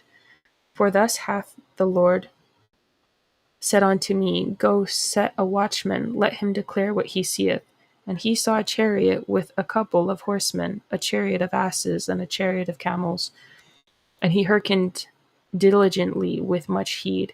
And he cried, A lion, my lord, I stand continually upon the watchtower in the daytime, and I am set in my ward whole nights. And behold, here cometh a chariot of men with a couple of horsemen. And he answered and said, Babylon is fallen, and all the graven images of her gods he hath broken unto the ground. O my threshing, and the corn of my floor, that which I have heard of the Lord of hosts, the God of Israel, have I declared unto you. Someone calling from Seir, S-E-I-R, Seir. I feel like Seir is S-I-E-R. Seir. The burden of Dumah, he calleth me out of Seir. Watchman, what of the night? Watchman, what of the night? The watchman said, The morning cometh, and also the night. If ye will inquire ye, return, come. Arabia will be punished. The burden upon Arabia. In the forest in Arabia shall ye lodge, O ye travelling companies of Dedanim. The inhabitants of the land of Tema brought water to him that was thirsty. They prevented with their bread him that fled. For they fled from the swords, from the drawn sword, and from the bent bow, and from the grievousness of war. For thus hath the Lord said unto me, Within a year, according to the years of an hireling, and all the glory of Kedar shall fail, and the residue of the number of archers, the mighty men of the children of Kedar, shall be diminished, for the Lord God of Israel hath spoken it. It's empty. Not me wanting more poison. Let me get...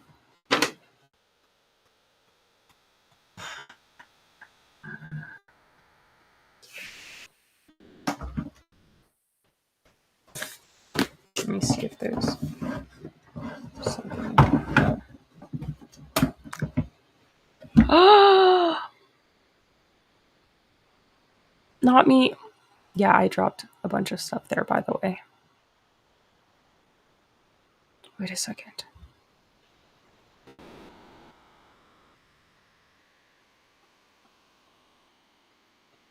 That is just pressed up, which was also my fear.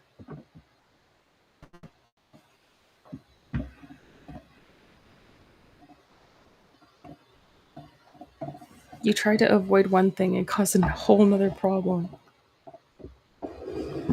I didn't want to stand up to get the pencil. And now I have to.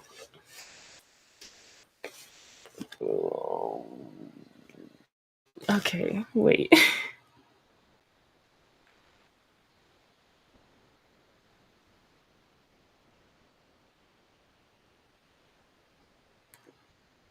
Said thanks for the stream. Thank you, sir, for joining.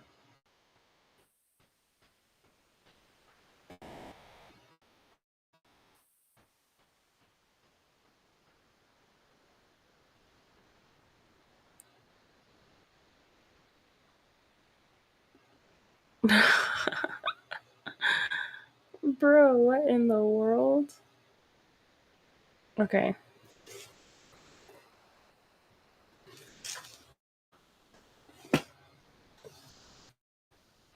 Wait.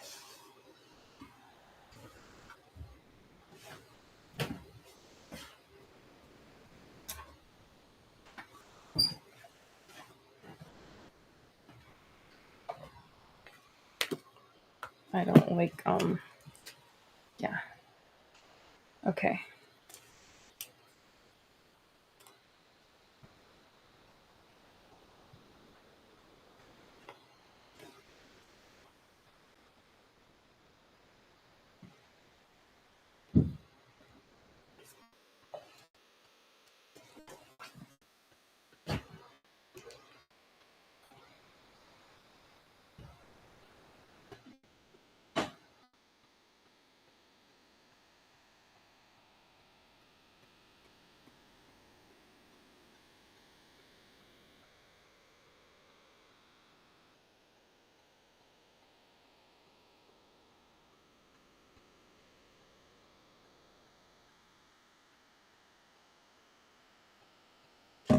Okay, I'll read.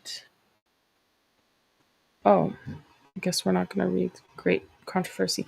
Okay, my dad pulled up. We're gonna read some.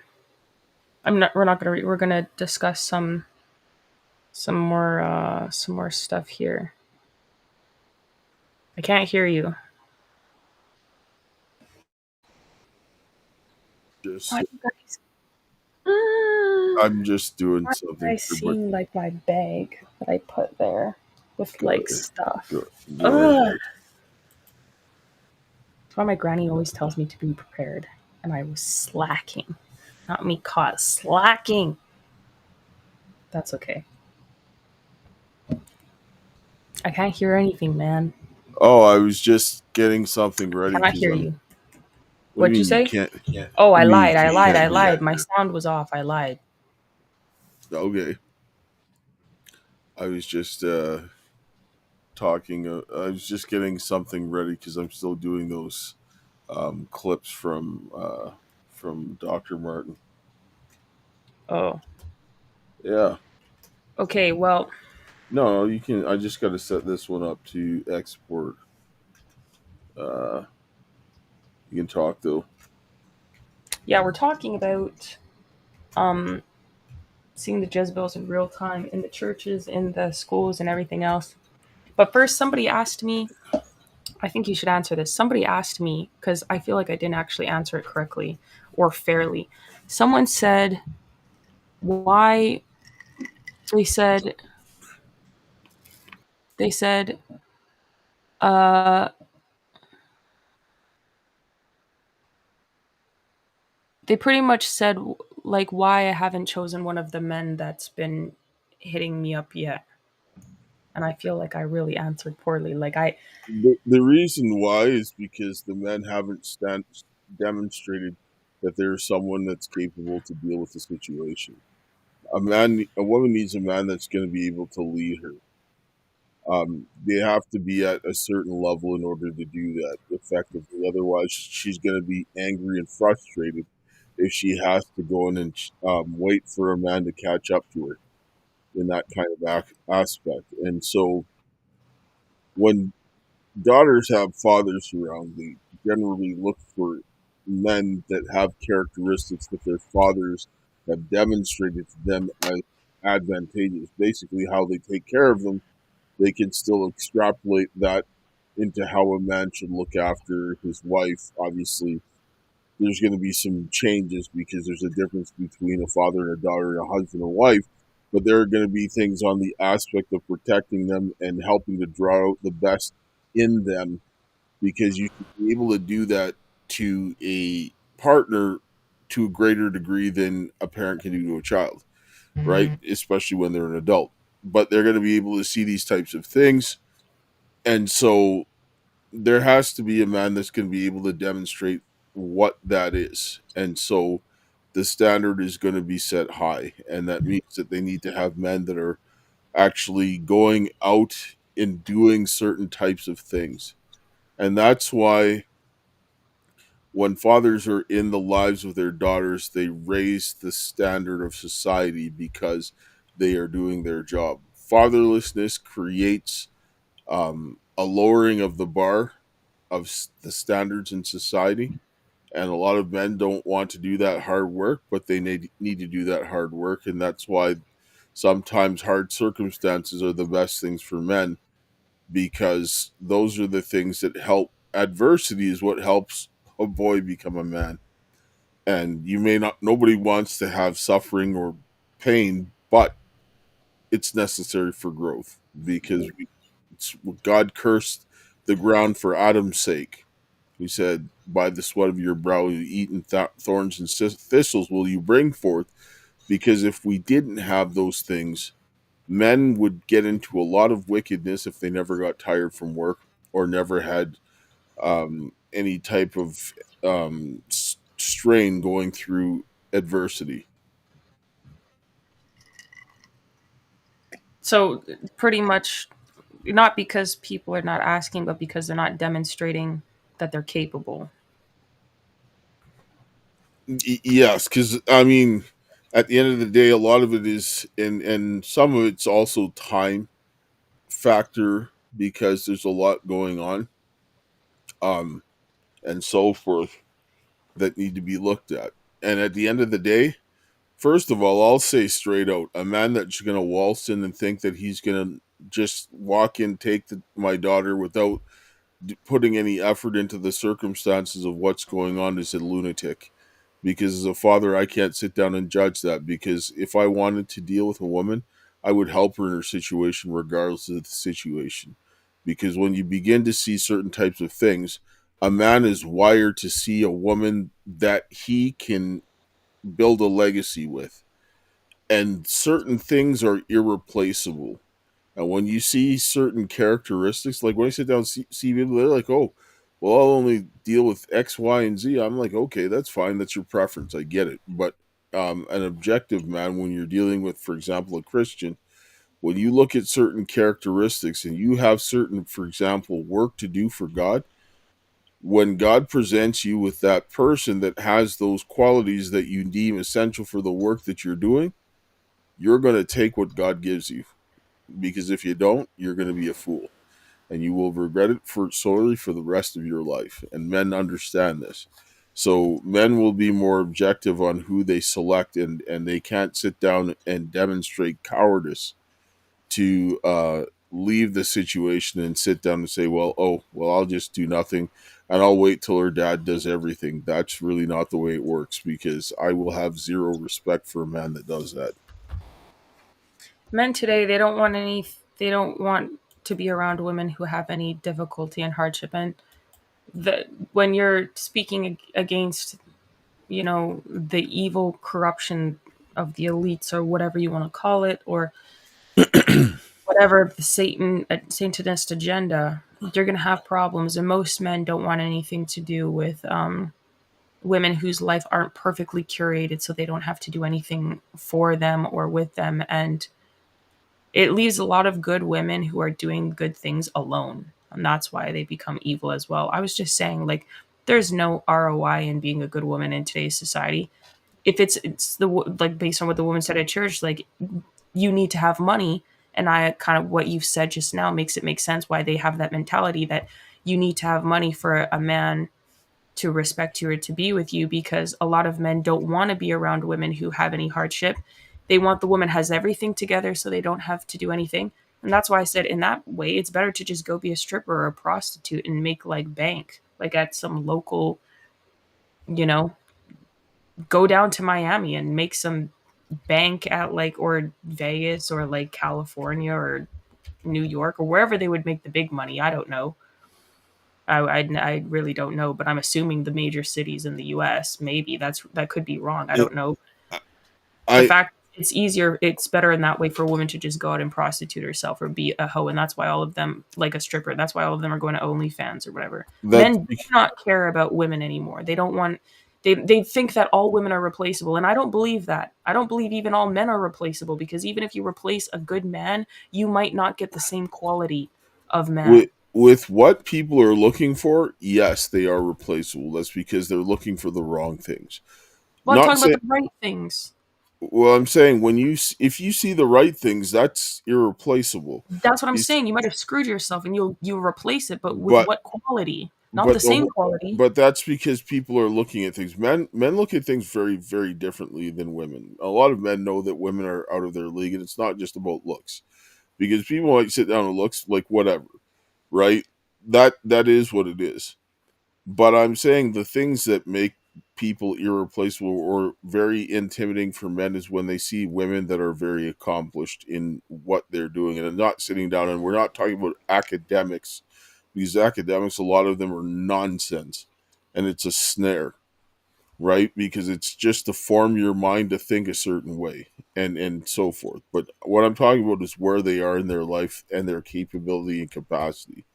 Men have the ability to see potential very easily, a lot more easily than women. This is why men are designed to be the ones to protect, because they can see in real time who is hurting, who is suffering, who is excelling, and being able to analyze the risk on which ones are going to be best suited to help along the way, which ones need help and protection by looking at them. This is what we have to do, because if we open our mouths to say something and ask a question like the woman would do, we'd get ourselves killed, right? Yeah. So God designed us in a way to do things very Mhm. much visually without having to say things, especially when there's times of danger.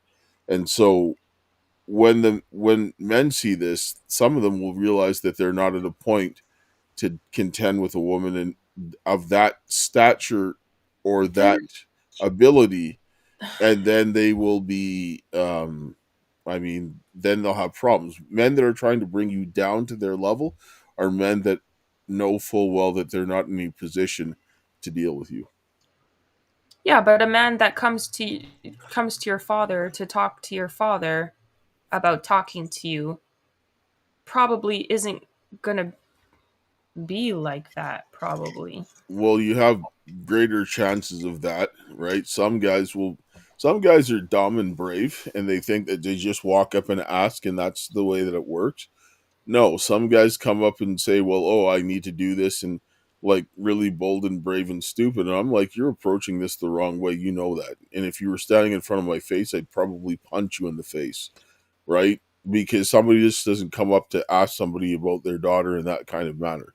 There's a better way to do it, and so forth. And how somebody approaches someone is very different, because you can tell a lot by somebody approaching each other. Men size each other up, and you come with a certain amount of respect, especially when you're coming in a certain way. Because I know that if I was going to go and ask a father about his daughter, I can't just come in any kind of way, right? Because he's going to know my intentions by the way I approach him. Men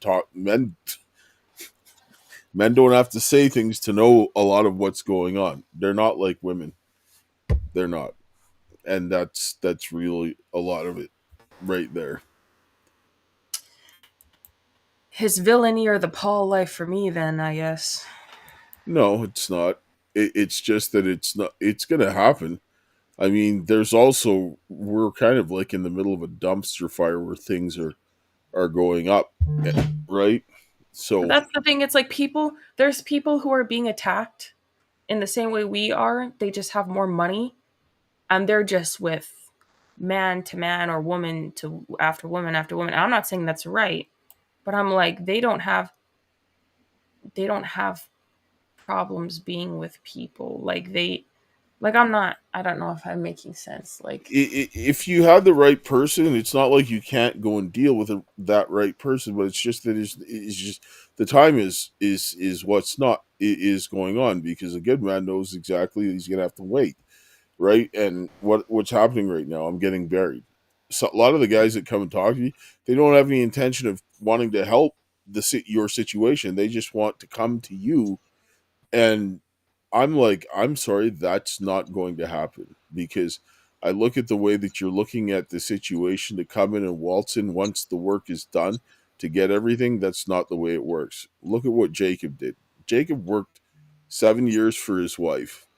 That was hard. Then he got deceived. Not saying I'm going to do that, but he got deceived and worked another 7 years, 14 years. Men, when they see someone that they know is going to be an asset to them, they will work for it. Some men men are not just like don't that feel. anymore. Listen, they are. It's just that some No, are they're not. not. Listen, some men feel that they're not capable. There's a lot of people that are capable. Don't kid yourself, right? It's just a matter of time. And a lot of the Mm. reasons why is that they're suppressing this whole situation because they want the ability to make the men that are still acting like fatherless men to have the platform in order to do things the right way, to do things the wrong way. Because if men that are there's men that are demonstrating the right types of things, they're being suppressed 6 ways from Sunday, because they don't want the world to see that. The women will begin to respond to that when they see this. This is why you look at what Jezebel did. Jezebel destroyed all the prophets of God, the men of God. They put the 7,000 in hiding. Elijah was isolated to make so that he felt like he was the only one serving God. That's why God had to tell him, "No, dude, there are 7,000 who have not bowed the knee to Baal." But where's Because the 7,000? that's that's the whole thing, is what this is all about, is that they need to be seen. This is Elijah had to come forward, and then did what? He brought Elisha to come in and help him. And then they went and they started to get the 7,000 and started the schools of the prophets. Like, God lays this out. This is what happens, right? And at that point in time, this is where we're into that point where we have to start transitioning and moving forward. The people that did this tried to destroy us and wipe us out of every resource that we had, just like Elijah had to run and flee. He was in the wilderness getting fed by the ravens because he couldn't even go home to his house. He couldn't go back to where he was. And he had to just take food from, like, ravens are not nice birds either. They're nasty. And so he had to take food from a scavenger, but they brought him bread, right? Like, he couldn't eat a raven. That was unclean. But those same unclean birds were bringing him food to sustain him.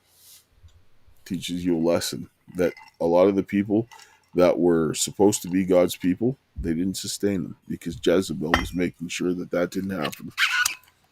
And then they were hunting him down. And this is what ends up happening. And what did Jezebel do? She saw the working of God, and where Ahab did not go ahead and say, I'm going to do something wrong, she turned around when Ahab told her what Elijah did, calling fire down from heaven from God in the sight of men. He told her all about what happened. That the prophets of Baal couldn't do it. They were cutting themselves all day and nothing could happen. Elijah was mocking them. Elijah dumped water on the sacrifice 3 times, drenched it. And fire came down from heaven when he prayed and burnt the whole thing up, dried up the water, everything. That Okay, is but the power of God. And what did Jezebel do?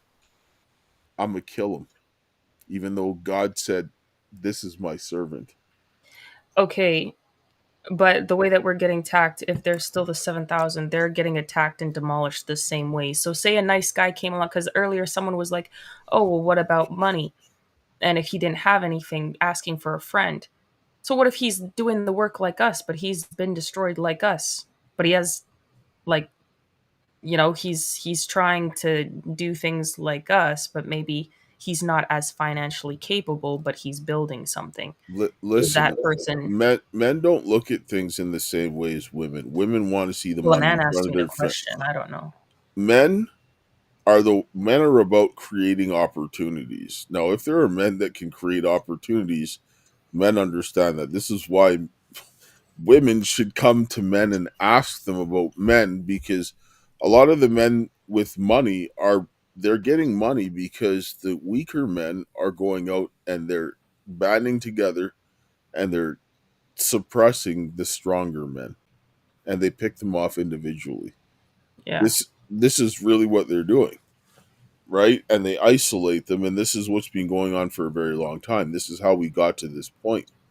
So if a man sees another strong man that's capable, he'll feel like I can make I can make opportunity with this. Like, I mean, if I had 10 average men that were capable, we would have been able to generate a lot of money a long time ago, and we'd have been able to like destroy a lot of these criminals and bring them to justice, which is the case. Because it's like what people don't realize is why we've been getting attacked so much is because of what we brought to the table.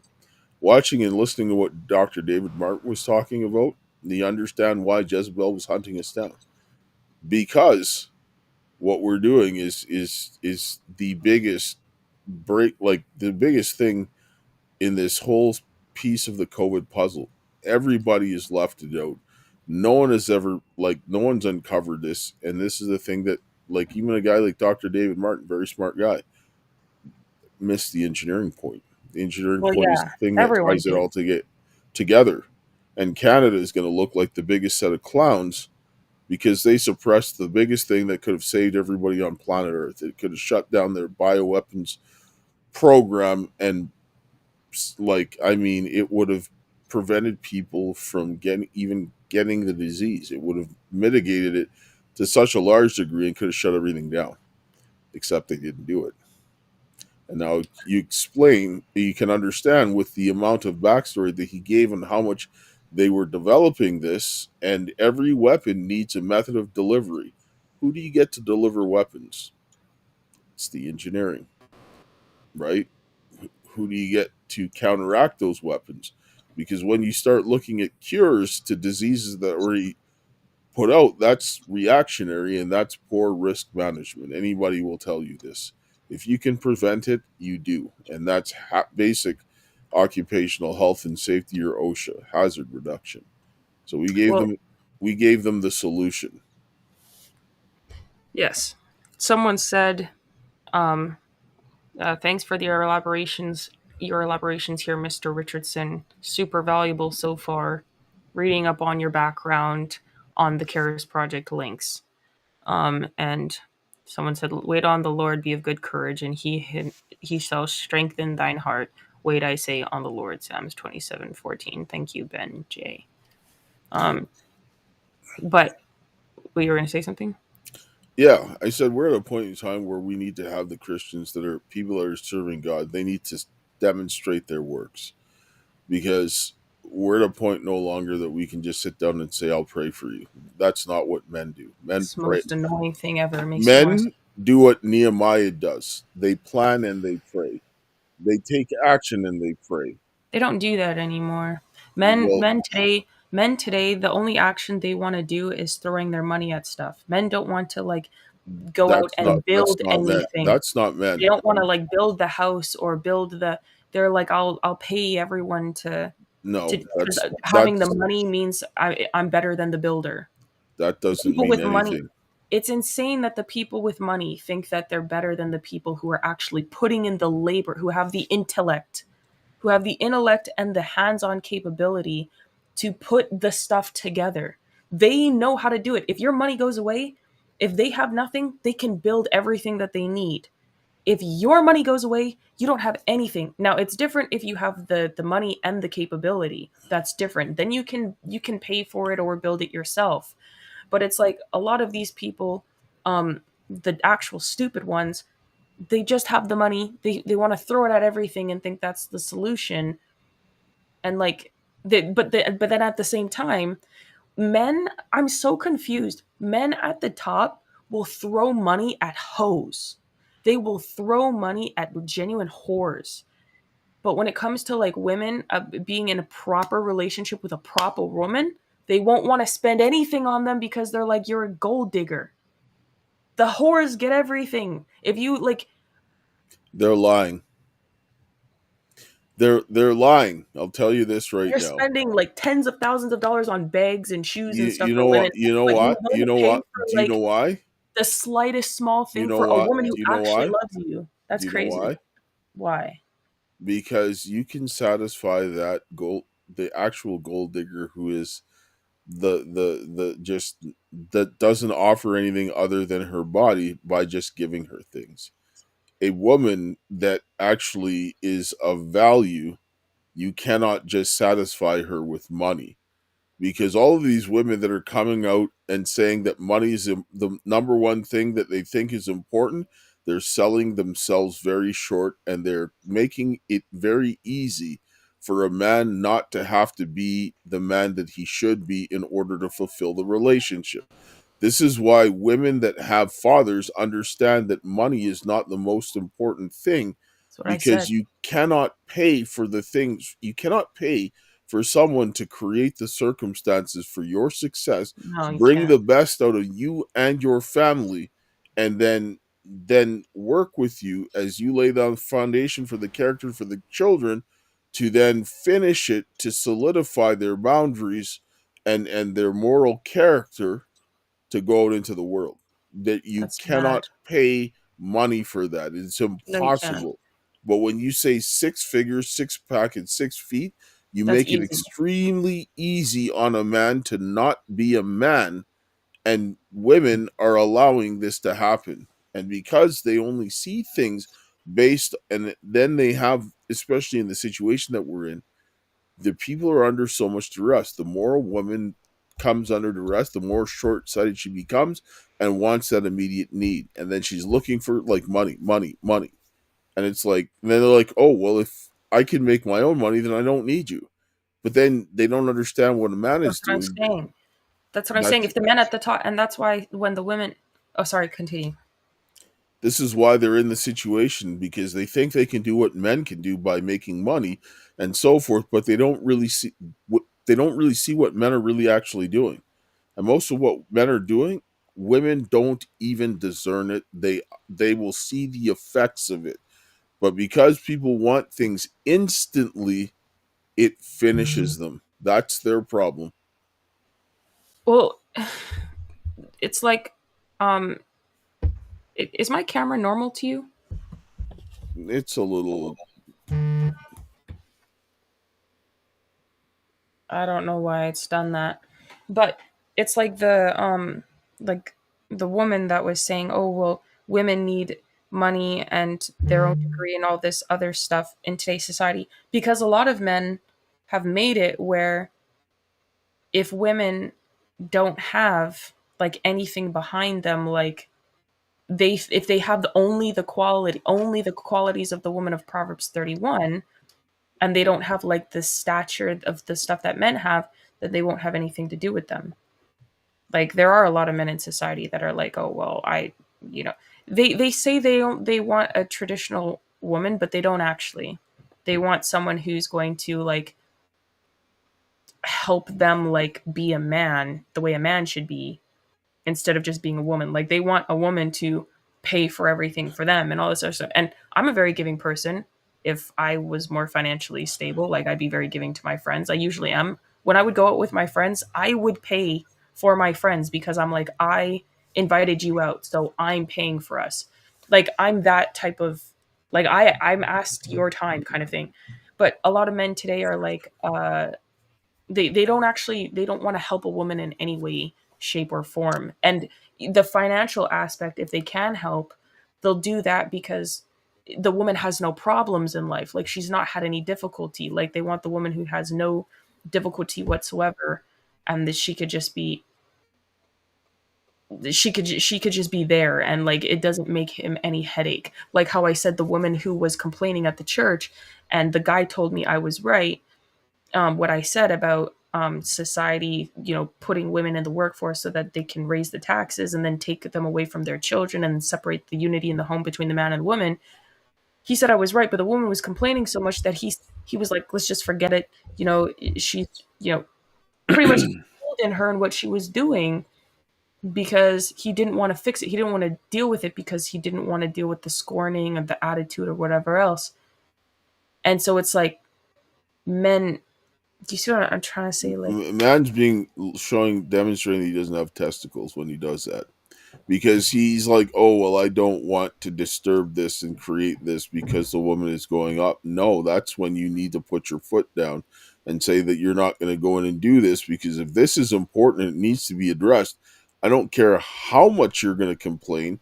This needs to be done. This is what a man has to do, and he has to demonstrate by his actions that he's going to do what needs to be done that's right, because a woman is going off and can't handle herself. She's going to make you do the wrong thing. No, this is what Jesus says, that if you love father, mother, wife, or brother or sister more than me, you cannot serve me. So if yeah, it comes down to your wife blowing up on you and you doing what the God tells you to do is right, you do what God says first, regardless of that situation. If she can't deal with it, that's too bad for her, because you got to stand before the judgment seat of Christ by yourself. You can't go to God and say, oh, well, my wife did.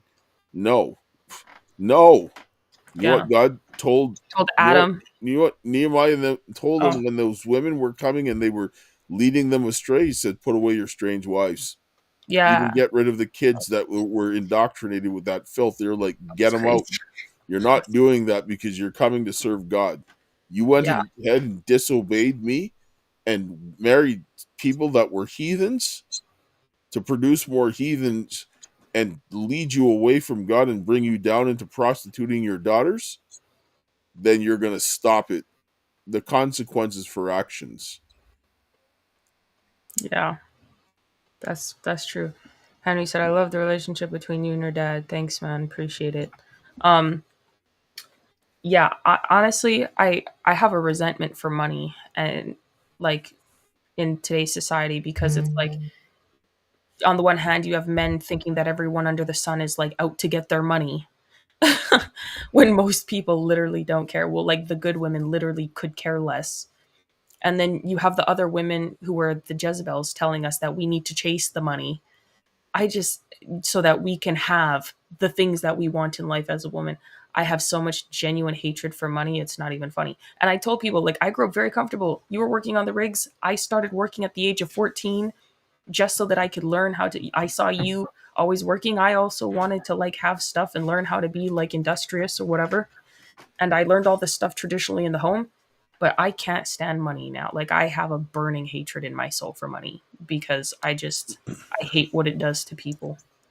Like I tell people, money is not an end; it's a means to an end. It's a tool. It's a necessary tool that you need to navigate this world. It's not something that you just want to chase because it's pointless, right? Like it gets you Yeah. things, but what's more important? People. Like I don't care about money. I understand that we need it to live, but it's not something that I just care to pursue endlessly for itself. Do I need to get it to do what I need to get done? Yes. But it's not a means of it. It's not an end of itself. It's there to get towards a goal. And what's my goal? To do God's work, to have a family and all that kind of stuff. So what does that mean? It needs money. But I'm not going to be chasing money as the highest priority, because I mean, I believe in God, and everything in this world is not going to, you can't take it with you. That money, it's no good to you when you're dead. It's the legacy that you leave behind, the people that cannot be replaced. And so the money is there, coming there to help you support the people that you cannot replace. But if you had to choose between your family and money, you choose your family, because you can always earn money back, but you can't get the family that you lose. right? And that's another thing. It's like with all this stuff that we've actually, the solutions that we had, and David Martin's come out and said, like, what he said validates literally everything that we've been saying since day one. And men understand that. I cannot respect somebody who's going to see, like you said, men understand the value of things and the potential, who sees the value and the potential of me and what we're doing. And like you said, just doesn't think, oh, let me, like, how can I actually be a part of her or her family or whatever? Not saying that they need to, like, they don't need to do the exact same stuff as us. That's not even what I'm saying. But it's like you said, there needs to be some help the same way that I would help them with whatever they need in life as a woman, like whatever I could. I wouldn't be able to respect anybody. Honestly, I kind of understand how men are like, they're really on edge about like their money and in that way, because with what we've actually done and the solution that we have and the things, the body of work that we've done, nobody has done this and no one would do it. Also because the incalculable level of risk that we've taken and literally only been preserved by God. I could not respect somebody who came to me after we were up. I wouldn't respect a single. I would probably really resent them and be so deeply disgusted. I would be so angry. Now I think I understand in a small way maybe why men are so pissed off with always like dating when they have money, because maybe they just assume everyone only wants them now that they have money because no one wanted them when they had nothing, and that makes them angry. In that way, I would be very pissed. I'm not even gonna lie. At that point, if we get up and I haven't met anybody while I was down, like, and I'm not like secured with someone when I'm down, I'm probably not going to go with anybody. I'm not even gonna lie. I would have such major trust issues. I would be like, get bent. Please. I would tell them where to go and how to get there. I'd want to punch the wall so much. I can't even express the anger I would feel if somebody who could have been a legitimate suitor approached me after I was up. I'd probably want to punch them in the face. I'd be so pissed. I would be so disgusted.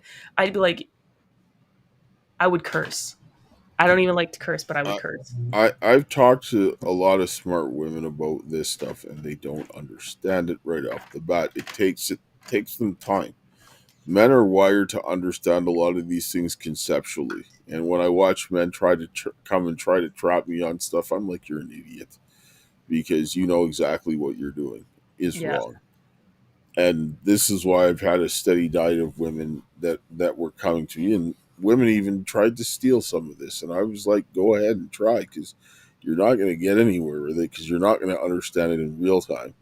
And like the reason why my daughter has the ability to deal with this is because I've had a relationship with my daughter her entire life, and then she understands doing being around the work that we're doing and all of these things, but she still doesn't understand the way it is, and can't just you can't give people talking points to parrot for engineering. You No, you cannot. can't. You cannot. It's not like a social science where you can feel it out. You need to know what you're talking about.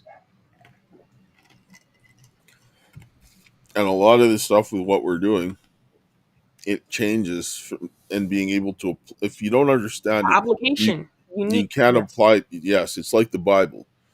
If you don't understand the Bible, you can't apply it to real world situations. And this is what happens with people when they come and do the debating. They use a lot of these talking points, or they try to use the Socratic method on the Bible, which is wrong and false, because Socratic line of thinking does not is not compatible with biblical way of thinking. The logic laid out in the Bible is not Socratic. It's not Socratic logic. It's not. And when you even see the guy on what's his name, the Andrew guy on the whatever, he talks about Oh, using the Socratic method. yeah. Paul said that the cross was foolishness to the Greeks. The Greeks used the Socratic method. This is why they said it was foolishness, because it was incompatible with their logic. God's logic is rock solid. Actually, if you look at the way that the principles of engineering and things like that work, that's more in line with what you would see in the Bible in order to be a successful builder. And God started that out when he started the creation of the world. God created the circumstances. He showed that he was the master engineer, that he was engineering success and creating the circumstances for his children to thrive. He built an entire world and universe for his children to survive. That is the master engineer right there. And then when he created his son, he demonstrated that his son worked the same way that he did, to a lesser degree, when he threw him in the garden and all that kind of stuff. And then he created Eve, and Eve didn't come there. She didn't see any of that. She wasn't capable of doing that. And when she was under duress, what did she do? She was like the snake. When the man was there, he created the circumstances and blamed God, outlined the circumstances, and said, "You did this." Showed them very differently, perfect man and woman, who were there in under that duress. And what did they do? So when women are under duress, they can't be let men can't be led by a woman under duress. That is just sheer stupidity. Sorry. Women are capable, but under duress like this, what we're dealing with, women are ready to do the wrong thing, to sell themselves to get the money that they need. I'm like, I'll die. I don't care. You're not going to make me violate my conscience. I don't Yeah, care. Right? literally. That's right. I die, still I win. I serve God. You don't lose when you serve God. And I understand now what God means when he said these things, because if you have a point where you have a price, you can be bought or sold. We need men that are not that can't be bought or sold. And that's the thing that makes a man priceless. When he has the strength of character to lose everything to do what is right, that is a man that you don't walk away from, because that is a man that will never break his commitment to you. Because if he's committed to God that he'd rather die than to sacrifice his principles, that's worth more than any money. And that man can go out and get you money. He can go out and provide. He's just being suppressed to do so, because men like that, and there's more of them around, they will make all of these other men look bad, because you can't, when you see the genuine article, the counterfeit becomes very obvious. They don't study the counterfeit bills to know what the truth is. They study the truth. And when you see the genuine article, all of these other guys, it doesn't matter what they say, because your actions will speak louder than your words. Okay, okay, but the but the Jezebels that are going around suppressing all of these people in the different areas, like all of our society, like is completely switched, like run by women now. Like the churches, the schools, the a lot of things in government, HR to be fair. So like The problem what? solution. I'm saying like all the Jezebels, like they pretty much run society at this point. And Yes. we're watching in real time in the churches how they're going around destroying people, and in the schools, and in government, and in like today is International Women's Day, and someone was like, "Oh, happy International Women's Day," and I was like, "For what? Happy for what? Like, there's nothing happy about being a woman in today's society, because the good women are also getting destroyed by the Jezebels, so that they can continue to do their evil."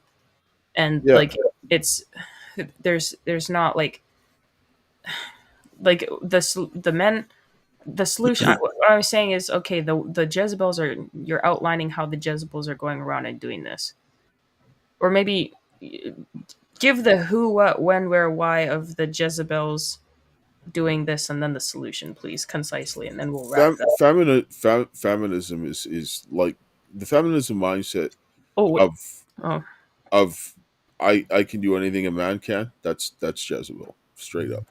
You can't. The glass ceiling that they're trying to chase is being a man. You can't do that. Men and women need to have their own spaces, right? Women that want power and use men to get it, and then they take it as if they did it, that is not, that's destroying society. When women throw the tantrums and have the law behind them to go after these men for doing what is right, they're destroying it for everyone else. And then they go and they do this treacherous behavior. They damage those men and help break those men. so that they will go and damage other people. They are doing this for very selfish motives, and they're causing the breakdown of society. Men have to just put up and deal with it. I grew up in a household of five women. There were days where it was terrible. I'm not going to lie. But I understood that sometimes if I needed to get something done, I just needed to get done. And then they understood that when my actions said this, they knew that it didn't matter what they did. I'm not going to budge. You can scream all you want. I don't care. I'm not going to do the thing that you're telling me to do that I know is wrong just because you feel a certain way. Or you want me to act like you. Like women get angry when I don't react in the same way that they do. And I tell them, well, I'm not a woman. I'm a man. I can't do that. And they get offended. But I'm sorry. I can't I can't make you feel good and lie. That's not what a good man does. He tells you the truth. And so people might don't like that, but that's really what it is. And so a man has to show by their actions that they're going to do what they need to do. You don't have to be rude about it, but you can't lie either. And this is where men need to start not caring about that aspect. You're going to have to deal with it, but it's the pain that you need to deal with now to make sure that this gets done, or you can just keep prolonging it and making your life miserable. And the longer you do this, you're disciplining and creating a habit. And then you're giving the woman that are doing this the payoff and the license to do it more. Men are the ones who set boundaries, not the women. Not for society. Men do. When you let the women do this, this is what happens. Yes, indeed. Someone said that's true. Their influence is all over, even if they physically aren't controlling it. Yeah.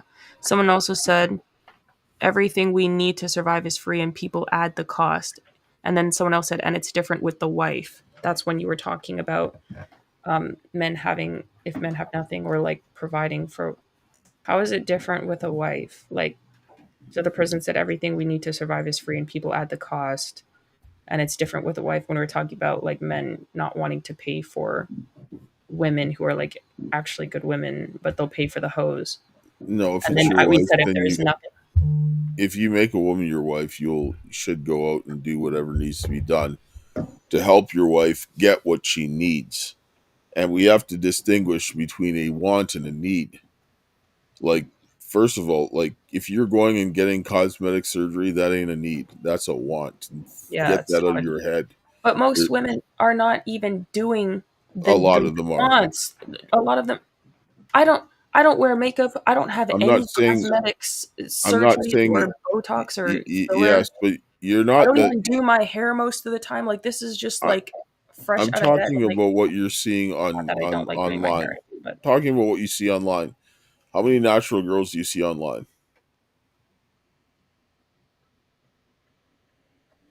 okay, not many. But the point is that like men will That still not even.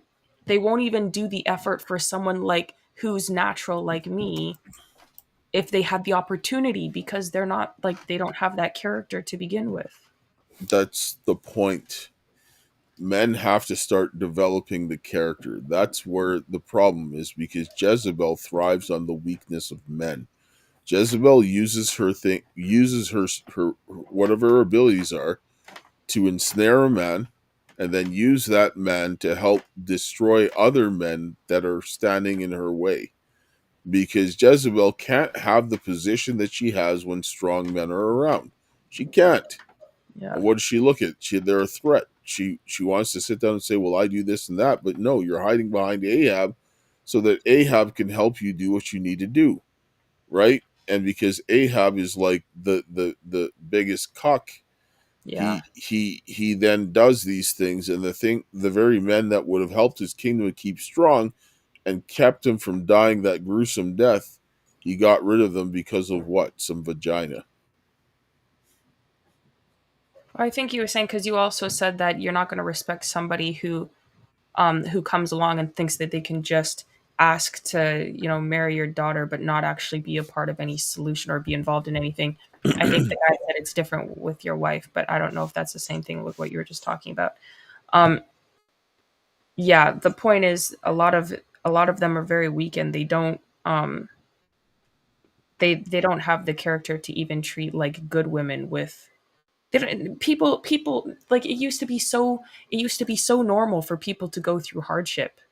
It used to be so like normal, and men wouldn't care. They would like there was always war somewhere, and men were like, oh, your family was devastated, whatever, I'll be with you. Now it's like, oh, your family was devastated, shun them worse than as if they were like prozzies or like it, rapists or it criminals. Like, it's like with the co-ed gyms and stuff. They're actually losing money, and men are not wanting to go there because when they go to work out and look at the woman the wrong way, then she's just punking them online and saying all of this kind of nonsense. and the all-female gyms never have women that are consistent enough to stay open. And so one gym I was looking online, they actually banned all recording in there, and then there was like 24 women that quit, but 36 men joined up, and no man had any problem with no recording in the gym. They did not care, No, right? yeah, Because what are they there for? They're there to work out. They work don't out. really care. But then when the women come in and they're wearing next to nothing, and then they expect the man not to look at them when men are wired visually, and this is how you attract and get the wrong attention from men, then they get angry. It's like you have to sit down and think from cause to effect. Should somebody oogle you? No, they shouldn't. But you know that if you wear that the chances of somebody oogling you down goes up higher. Like if you're wearing something that the man can see the outline of your vagina, it's not the same as a woman who's wearing something where you can't see that. And if you try to sit down and Yeah, it's very vile. I don't know why women do that at the gym. that's That's messed up. that's not even reasonable. You're That lying. should be like that should be illegal actually, to because it's a foreign, like, you should, if a man was had it if a man was erected at the gym and he was wearing tight clothing, like, he would get arrested probably. Like, Women would complain about this. they probably call the police. They would say that it was sexual harassment in some form, and the man would be arrested. I'm sure of it. But they take advantage of the fact that men are wired visually. This is what it is. It's taking advantage of a man's weakness, and they don't want to admit it, but this is what it is because they want attention from the man that they want. But the men that they don't want the attention from becomes a creep. But the fact of the matter is that every man has a set of eyes. You can't change that. And some men don't have self control. And No, you have to account for that when you're doing this, right? This is why when it comes to dealing with threat, women just they're not, they don't do it the same way as men. They don't. And so forth. And so you're like, well, oh, a man shouldn't do that. This is why men need their own spaces. Because men need spaces to be with other men to get those types of challenges and adversity that are going to be helping them to become better men. And they can't do it when women are around because men will tone down what they're doing amongst themselves when women are around because women don't understand.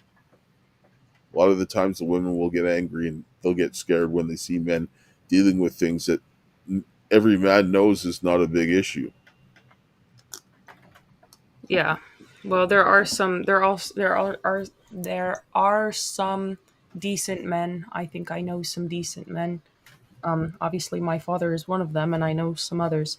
But in large, a lot of them are very weak, and it's very disturbing. And a lot of this stuff goes on, and that's just I'm sick of it. This whole society needs to stop being run by women. I Until I see Proverbs 31 women, I'm not going to be happy about International Women's Day and all these other crap, because it's like, even at the church, I was telling them earlier that they played this video of this guy who was disabled because when he was born first, his twin sister was born second. They thought he was dead, so they left him, and then he was suffocated of oxygen from his brain for like 15, 20 minutes. So he's disabled. The doctor thought he wouldn't walk, speak, or even or do anything. And they told her, put him in a mental institution or whatever, where they probably just abused the hell out of him and experiment on him. Finally, she took him home anyway. She said, "No, screw you guys. He can't walk, and he can barely speak, but he can put his words together. He is exceptionally smart, graduated with honors and everything, even got a degree. However, and he can't barely move his hands very much, I don't think. But uh, when he was a kid, he had to teach himself how to talk because no one wanted to do it. And his mom is a single mom of 7, and he asked her, so he had to take his twin sister's books and teach himself how to read. As a fully disabled person, he had to do this. He had to come up with the solution himself, and he's a man. And when he asked his mom, "How did you raise all 7 of your kids a single mom?" She said, "I didn't. Jesus did." And technically, the answer is correct because it's the grace of God that he was able to muster the solutions as a man to deal with some of the stuff that he did because she was not able to even have the time to teach him how to speak, and his teachers at school didn't even want to try to help him. So it's like they showed this video. I was so angry. I was like crying earlier in the stream. I was like trying, like blinking, trying not to cry, because I was like, this is what you show for International Women's Day. Like, the guy himself is an amazing, like, it's an amazing testimony. He goes around the world talking about it, but I'm not talking about him. I'm talking about the circumstance around him and the fact that this is what they played as an exception, like for International Women's Day, instead of a woman of Proverbs 31, someone who replicates Esther, even. Like, this is why I Y- said there's no one in society that I can look at right now that I look up to and I say, wow, you're exceptional. The only women that I actually look up to are stay at home mothers.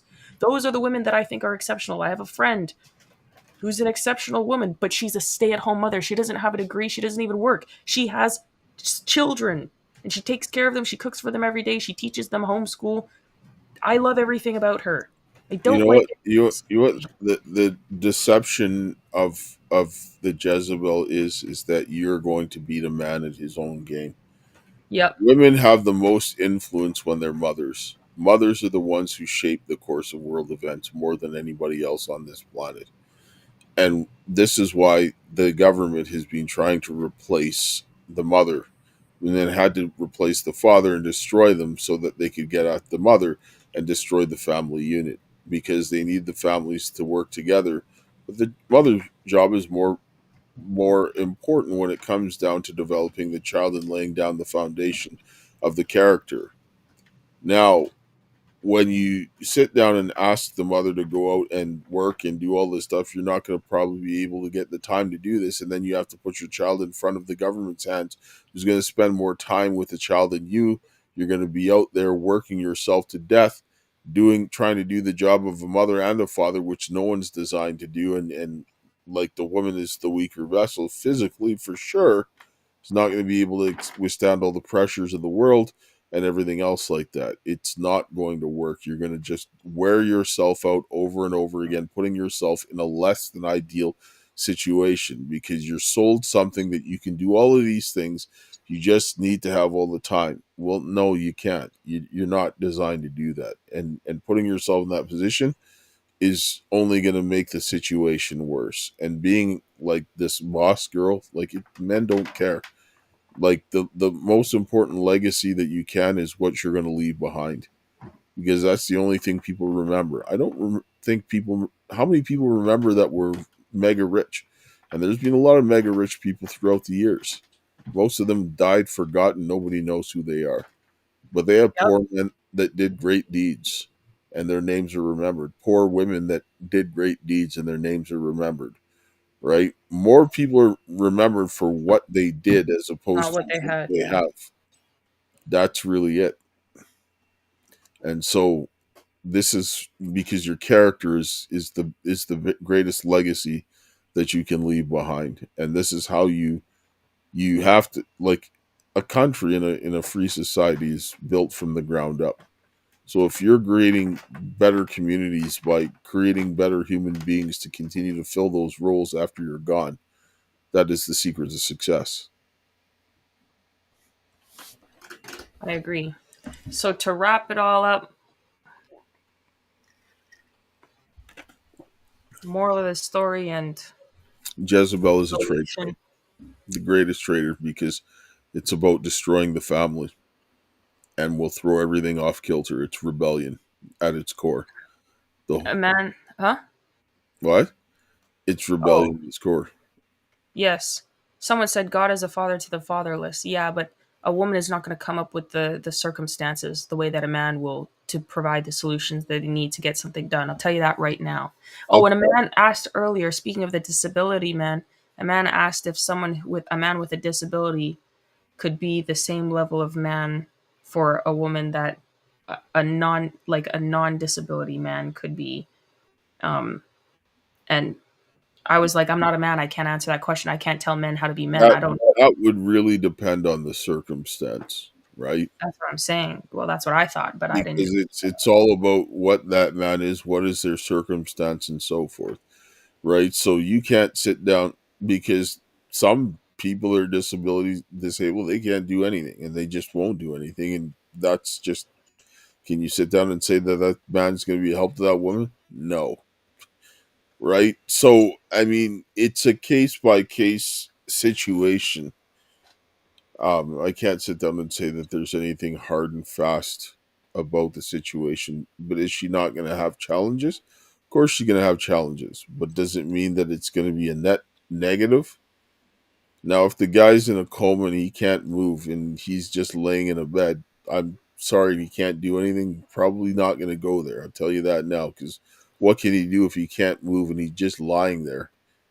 Open his eyes and that's it. You're pretty much done there, right? Or if he's like Corky and he's a vegetable, a little more than a vegetable, or he's got a mentality of a child, you have to question why are you attracted to somebody with the mentality of a child, Wait, run right? that last part back. The I said whole if you're last like sentence. Corky, who's like very slow mentally, and you're like a mentality of a child, why you have to question yourself, why are you attracted to someone with the mentality of a child? Yeah, that's weird.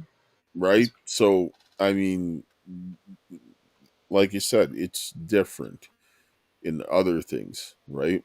Because he looked at the one guy there, he became a successful businessman. He's in a wheelchair and all that stuff. So, Yeah, is he doing things to help support his family? Yes. yeah. I was gonna He's a say breadwinner. we know someone in a wheelchair. We have a friend, and he takes care of his family, and he's disabled, like in the wheelchair, and But yes, and he straight up said, not every disabled person can do this. He can't. yeah, yeah. He said just because I can do it doesn't mean every disabled person can do it, and that's even fair to say because I've never seen another disabled person do what Arnetto does. Never, I mean, honestly, so never. so like I said, you have to look at it case by case and look at what's going on, and that's where this is where policy fails. Policy actually works better for women than it does for men. It does because men analyze risk. Women don't do that. So if you give a policy that they can just follow to do in every case, then that works because they don't have the same ability to distinguish things, especially think when things become very stressful to them personally, right? And we shouldn't be doing that. Policies cause more evil than they do good, Yeah, they do. and Yes, they do. men understand this fully well. Women don't because they in those stressful situations they have a tendency to think a certain way. And don't think that I'm saying this because I hate women. No, women biologically, if you look at the differences between us, it's about how we are raising our children and creating our families, because that's the most important job for us to do. Everything else Well, becomes secondary. wow. Um, someone said for one, it's, oops. They said it's not about what you have; it's about the impact you make. Exactly, and because that the impact you make will, yeah. So, anyways, yes. And then someone else said my mother came in while I was reading up on the Karis project and said she knew about your story through Christopher James when it all started. I'm sorry to hear about it, and will support how I can. Thank you. I appreciate it. Yeah, Christopher James was one of the first people to Yes, actually interview us. A Warrior Calls. yes. Yeah, go check out his platform there. he does a lot of good podcasts too. And And interviews. even with the way, like when they talk about Jezebel, a lot of women will use that and say that it's just because a woman's promiscuous or she's engaged in prostitution and all that kind of stuff. And I'm going to sit down and I'm going to kill that right now. Yes, Jezebel was like the apex of a prostitute, but that she doesn't mean that she represents everyone. And Jezebel mainly was a treacherous woman. Like, I mean, she was treacherous to no end. And I know women that don't sell themselves as prostitutes, but they're just as treacherous or even more treacherous as Jezebel, right? So you have to look at what she does, because then you look at, for example, Rahab was a prostitute. Rahab saved her entire family, not just herself, but her entire family, and was remembered for that because she didn't want to be there. But I guarantee you, she was abused, and the circumstances were created for her to be there, unbeknownst to herself, because she still loved her father enough to save her father. So that tells you right now that her father wasn't the abusive person, but they probably did a lot of stuff to him in social classes and so forth. They just take people and take advantage of them. If you got a lot of people with whatever in that situation, he doesn't know God. What do you say? Right? You don't know how that happened, but the fact of the matter is she saved her entire family when she gave herself to God and trusted him. So Yes, yes, exactly. It is definitely yes. The person also said, I tried to speak up on the deception when I had an opportunity on podcast myself, but it was overshadowed by other elements. The episode was taken down shortly afterwards. The podcast was taken down, so it's no longer up. If you want to come on our podcast and talk about, whatever it was, reach out to us on the Karis Project on X or Instagram or yeah, something like that, and tell us what's going on, and we can schedule you to come on if that's what you desire to do, sir. SMZ. I have no problem with people who are trying to do stuff. That's Yeah, I'm never going to condemn someone who's trying to do something. It's the person who stands around and just says, "Oh, I can't do nothing." Like, yeah. sorry, I'll just wait until something happens. No, no, right? Like, That's yeah. Honestly, that's what really makes me upset because most people, it's like they want to wait, they want to come, like you said, they want to come around when everything is already like, they want to come around when the work is finished. They don't actually want to be a part of the work. They wanted the benefits of the work being over, and most people are like that, which is why I guess a lot of men are very angry in today's society, because most women only want them after they've built everything, not on the come up, which is retarded because, well, women don't see the value. But that's why, if traditional courtship would fix a lot of that, because the father would see the value in the man and be like, yeah, you could build great things with this guy. Go and do good God's work with that person. I, If you I like them, obviously, not forced, but if you like them. just speaking on the Ahab, I mean the Rahab thing. Sorry, I listened to a woman talk about why she didn't leave pornography right away, because she had was supporting a lot of people and they were depending on her for this. They were people that were close to her. She didn't necessarily specify exactly who they were, which is a good thing, but she was doing it out of a desire to help people. Why she was still in that situation, even when she was like, I want to get out. But she's like, I have to make sure that these people are looked after. Now, I'm not saying, obviously, she's like, it's sin, but she was trapped in that position because she was helping people. When you look at this in the situation, I suspect that Rahab was probably in a similar situation as well. And I mean, she was in that situation and saved her entire family.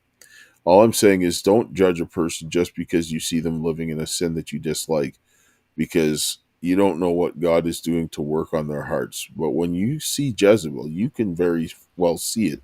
Jezebel has a very deliberate intent to destroy, and it becomes very obvious when you see women going out and targeting people and gunning for them, and they don't care who they destroy in their path. That's a Jezebel. Yep. and the world can, and this is why they, when you abuse a woman, you can make her into a Jezebel. And this is why they torture a lot of these women, because eventually they become that way.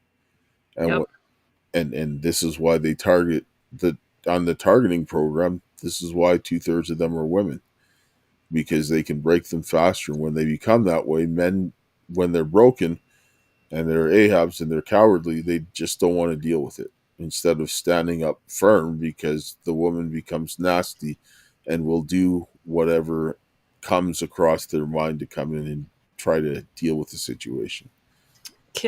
Kimberly says you shouldn't make blanket statements about anything or anyone. There are women who can handle stress and also analyze the situation. I think it's important to note, if you haven't, that Jezebel and Leviathan often work together.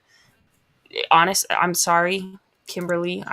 There women It's cannot compartmentalize the way that it's not saying that every woman is terrible, and we're this not. is That, what, yeah, what you have to understand. If you look at the best woman at dealing with stress and the best man with dealing with stress, they it's don't not a compare. contest. It's Yeah, the man is it's not. always going to be. If you take a woman and a man on equal percentile of going through men and women, the man will always be ahead of the women on dealing with stress on that matter. It's not saying that women can't handle stress. Okay, look, I am a woman. I have handled an egregious amount of stress throughout the course of the entirety of my life. I know men, old men, who have seen things in life, very experienced, who've said they've never seen a woman go through what I've gone through and operate at the efficiency that I have. And even still, the only reason I'm able to do that is because I have my father helping me. If I was on my own, I would have been, bro, I would have been the villainest of villains out there, and I would have been absolutely evil, because it's not about the look. As a child, I went through the foster care system, was egregiously sexually abused in there, and all sorts of things. I got out of that situation. My dad got me back from being unlawfully taken and made permanent ward of the crown. Throughout childhood, growing up, school, everyone has problems with school, whatever. I went through the trans ideology in high school. There's so many different things that I experienced. I had a bunch of car accidents randomly, which really messed up stuff happened just off the wall. Maybe devil attacks, who knows? The Matrix, who knows? Then this stuff with the COVID, being trafficked for 4.5 years, on and off the streets, in and out of shelters, drugged, beaten, assaulted, held at gunpoint, all sorts of nonsense, attacks from government agencies, literally kidnapped by ICE as a Native American with full documents and imprisoned multiple times. Well, in the stretch of forced to be in a maximum security military prison for 7 months, where they contracted immigrants to stay there. I have experienced stress and I'm still functioning. Most people are like, "Oh, I have no idea that you'd ever have gone through any of that. You're just so well spoken and so normal."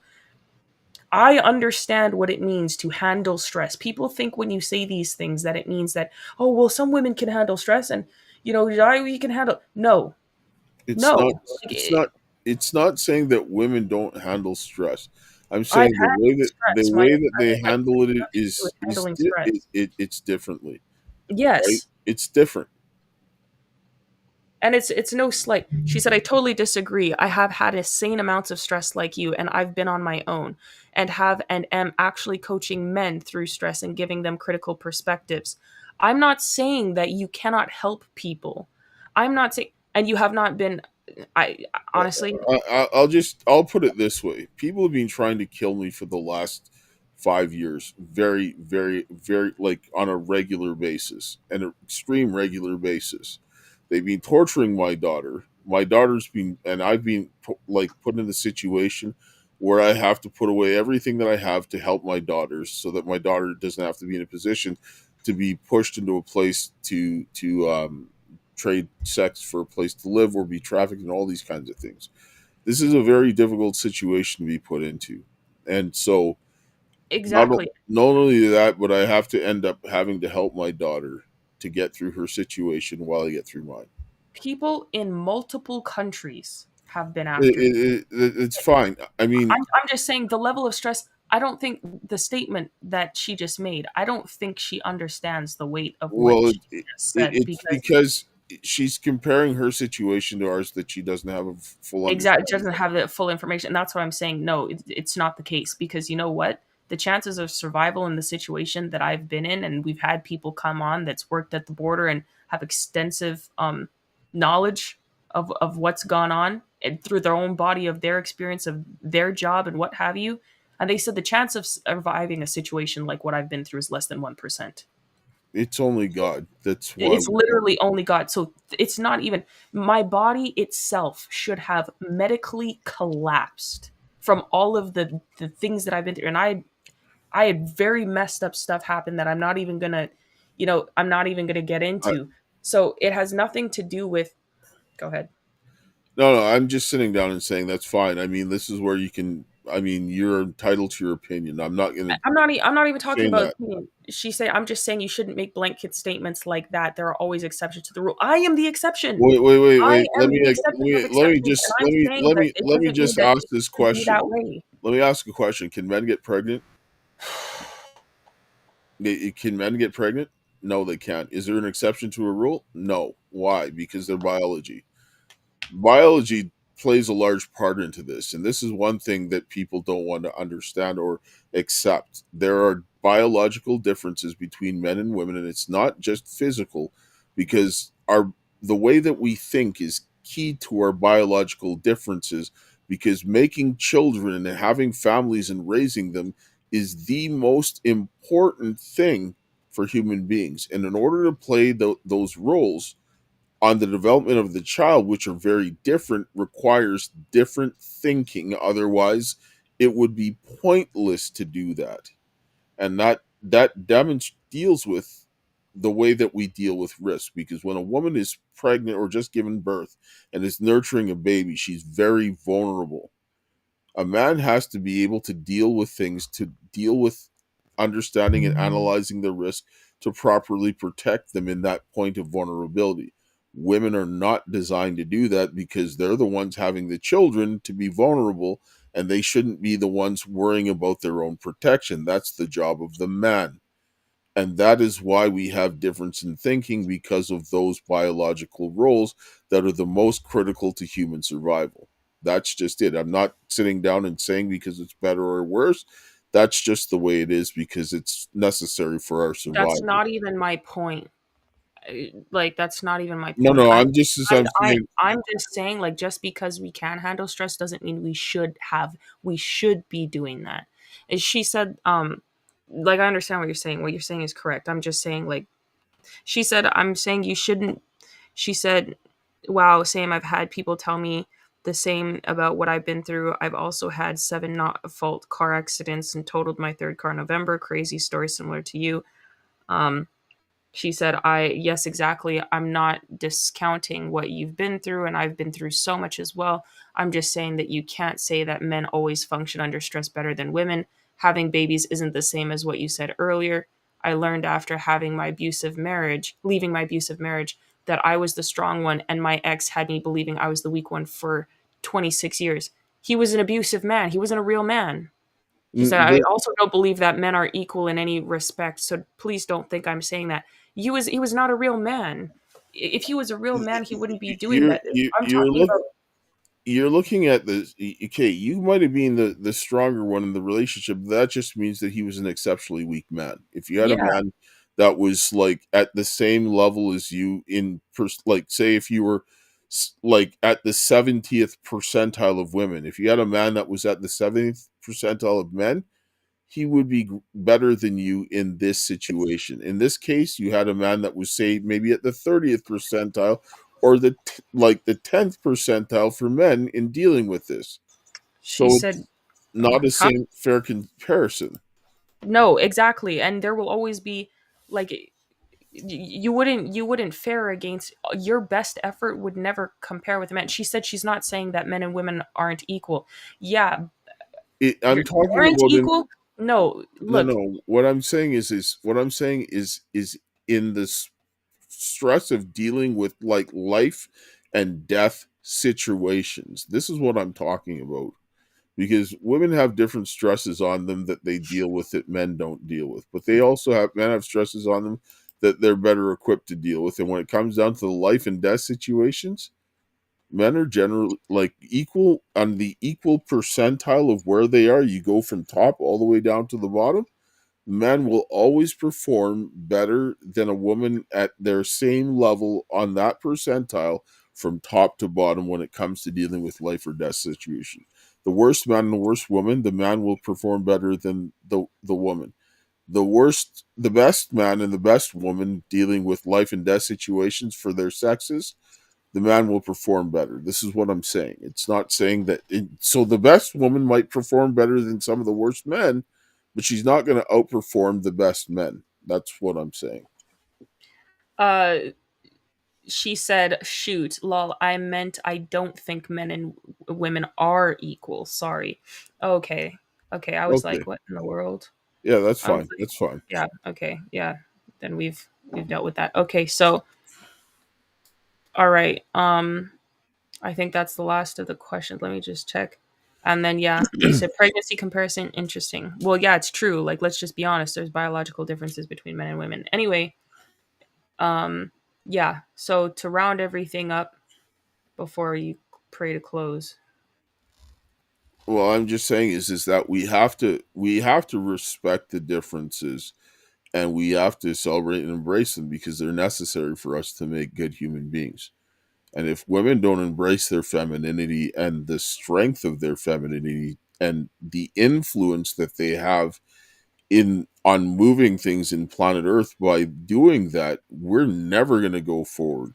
But men also have to stand their ground and be in the areas that men deal so that women will naturally go into the things that they excel at. Because if we don't, we're going to fail.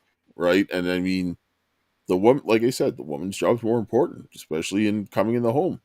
There's just no comparison. But the fact of the matter is that that they've de- told sold the lie that a woman's going to compete with a man at being a man and win.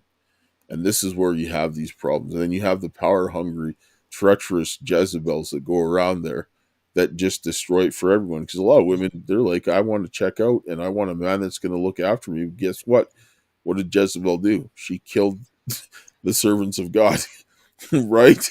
So now you're in a bad situation. I'm not saying every woman's a Jezebel.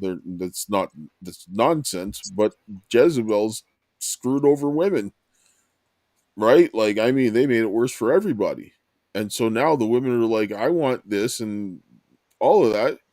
Well, guess what? The Jezebels and the Ahabs work together to bend us all over. We don't want this, so we need to fix it. Women need to go handle the Jezebels. We'll handle the Ahabs. That's really it. Oh, there, my daughter lost her feet, of course. But that's kind of really where we got to be at. Men and women got to work together. No more Jezebels, right? Healthy families is how we prevent Jezebels and Ahabs. Yeah, agreed. All right. My brain is fried. I'm hungry. I haven't eaten since this morning. Yeah, I should eat, and I gotta make some phone calls, and then we gotta do stream a little bit later today. So, All right. Do you want to all right, pray and yes, close? I'll pray. Thank you guys for all your questions and so forth. And I don't have, yeah, I'm good with questions, right? All right, Heavenly Father, Lord, we thank you for this day. We thank you for your love, grace, and mercy. Lord, we thank you for the hope that you've given us this day. Open our hearts and minds to your will and help us that the men and the women would come together, Lord, that we can deal with the Jezebels and the Ahabs so that we can correct our country and our families, most importantly, our churches, our communities, and our nation, that we can have some peace and prosperity for the children until the work is finished and we see you coming in the clouds, is my prayer. In Jesus' name, amen. Amen. Yeah. All right. That's been seeing Jezebel, the Jezebel effect in real time. So let's uh let's get back to putting some order in things. And Yeah, by the way, guys, also like on a more personal like thing based on what we were talking about earlier with relationships, um if someone does not see the genuine value in who you are and working with you as an individual when you're at your lowest point, then they don't deserve you at your highest point. And I think that that goes even for men, like men and women alike. You should be able to see the value in another person and what you can do in life together and what God wants you guys to do together. And if you can't see the value in a person like that, just don't even waste their time. And if you don't see the value in a person like that, then you don't like, or they don't see it in you, like you don't deserve them and they don't deserve you. Like you need to see the value and the potential and in people and work with that. Um yeah, don't be, I don't know, don't be stupid and don't be money hungry. Like that's just, I have resentment for money anyways. I don't like it. I don't know. But anyway, I'll get over it. Thanks guys for listening to this stream. It's been real. We're gonna be streaming later. Um talking about some of the same not same stuff. We're gonna be getting into the engineering, and you can watch that on the Karis Project. If you want to follow me on Rumble, go to Real Talk with Kaysha. That's this platform that we're streaming from right now. We also have the Karis Project, where, like I said, later we'll be talking about the engineering controls and the COVID and whatever else. If you want to support some of the work we do, there's links in the descriptions. We also have merchandise like t-shirts and mugs and things like that that you can purchase as well. If you want, you can subscribe to me on Substack, where you'll get a more personalized view of, you know, my thoughts of things, and it's kind of my internal dialogue called The Chronicles of My Heart. So you can subscribe to me there, The Chronicles of My Heart. Anyways, guys, it's been real. Thanks. We'll catch you in the next one. Ciao.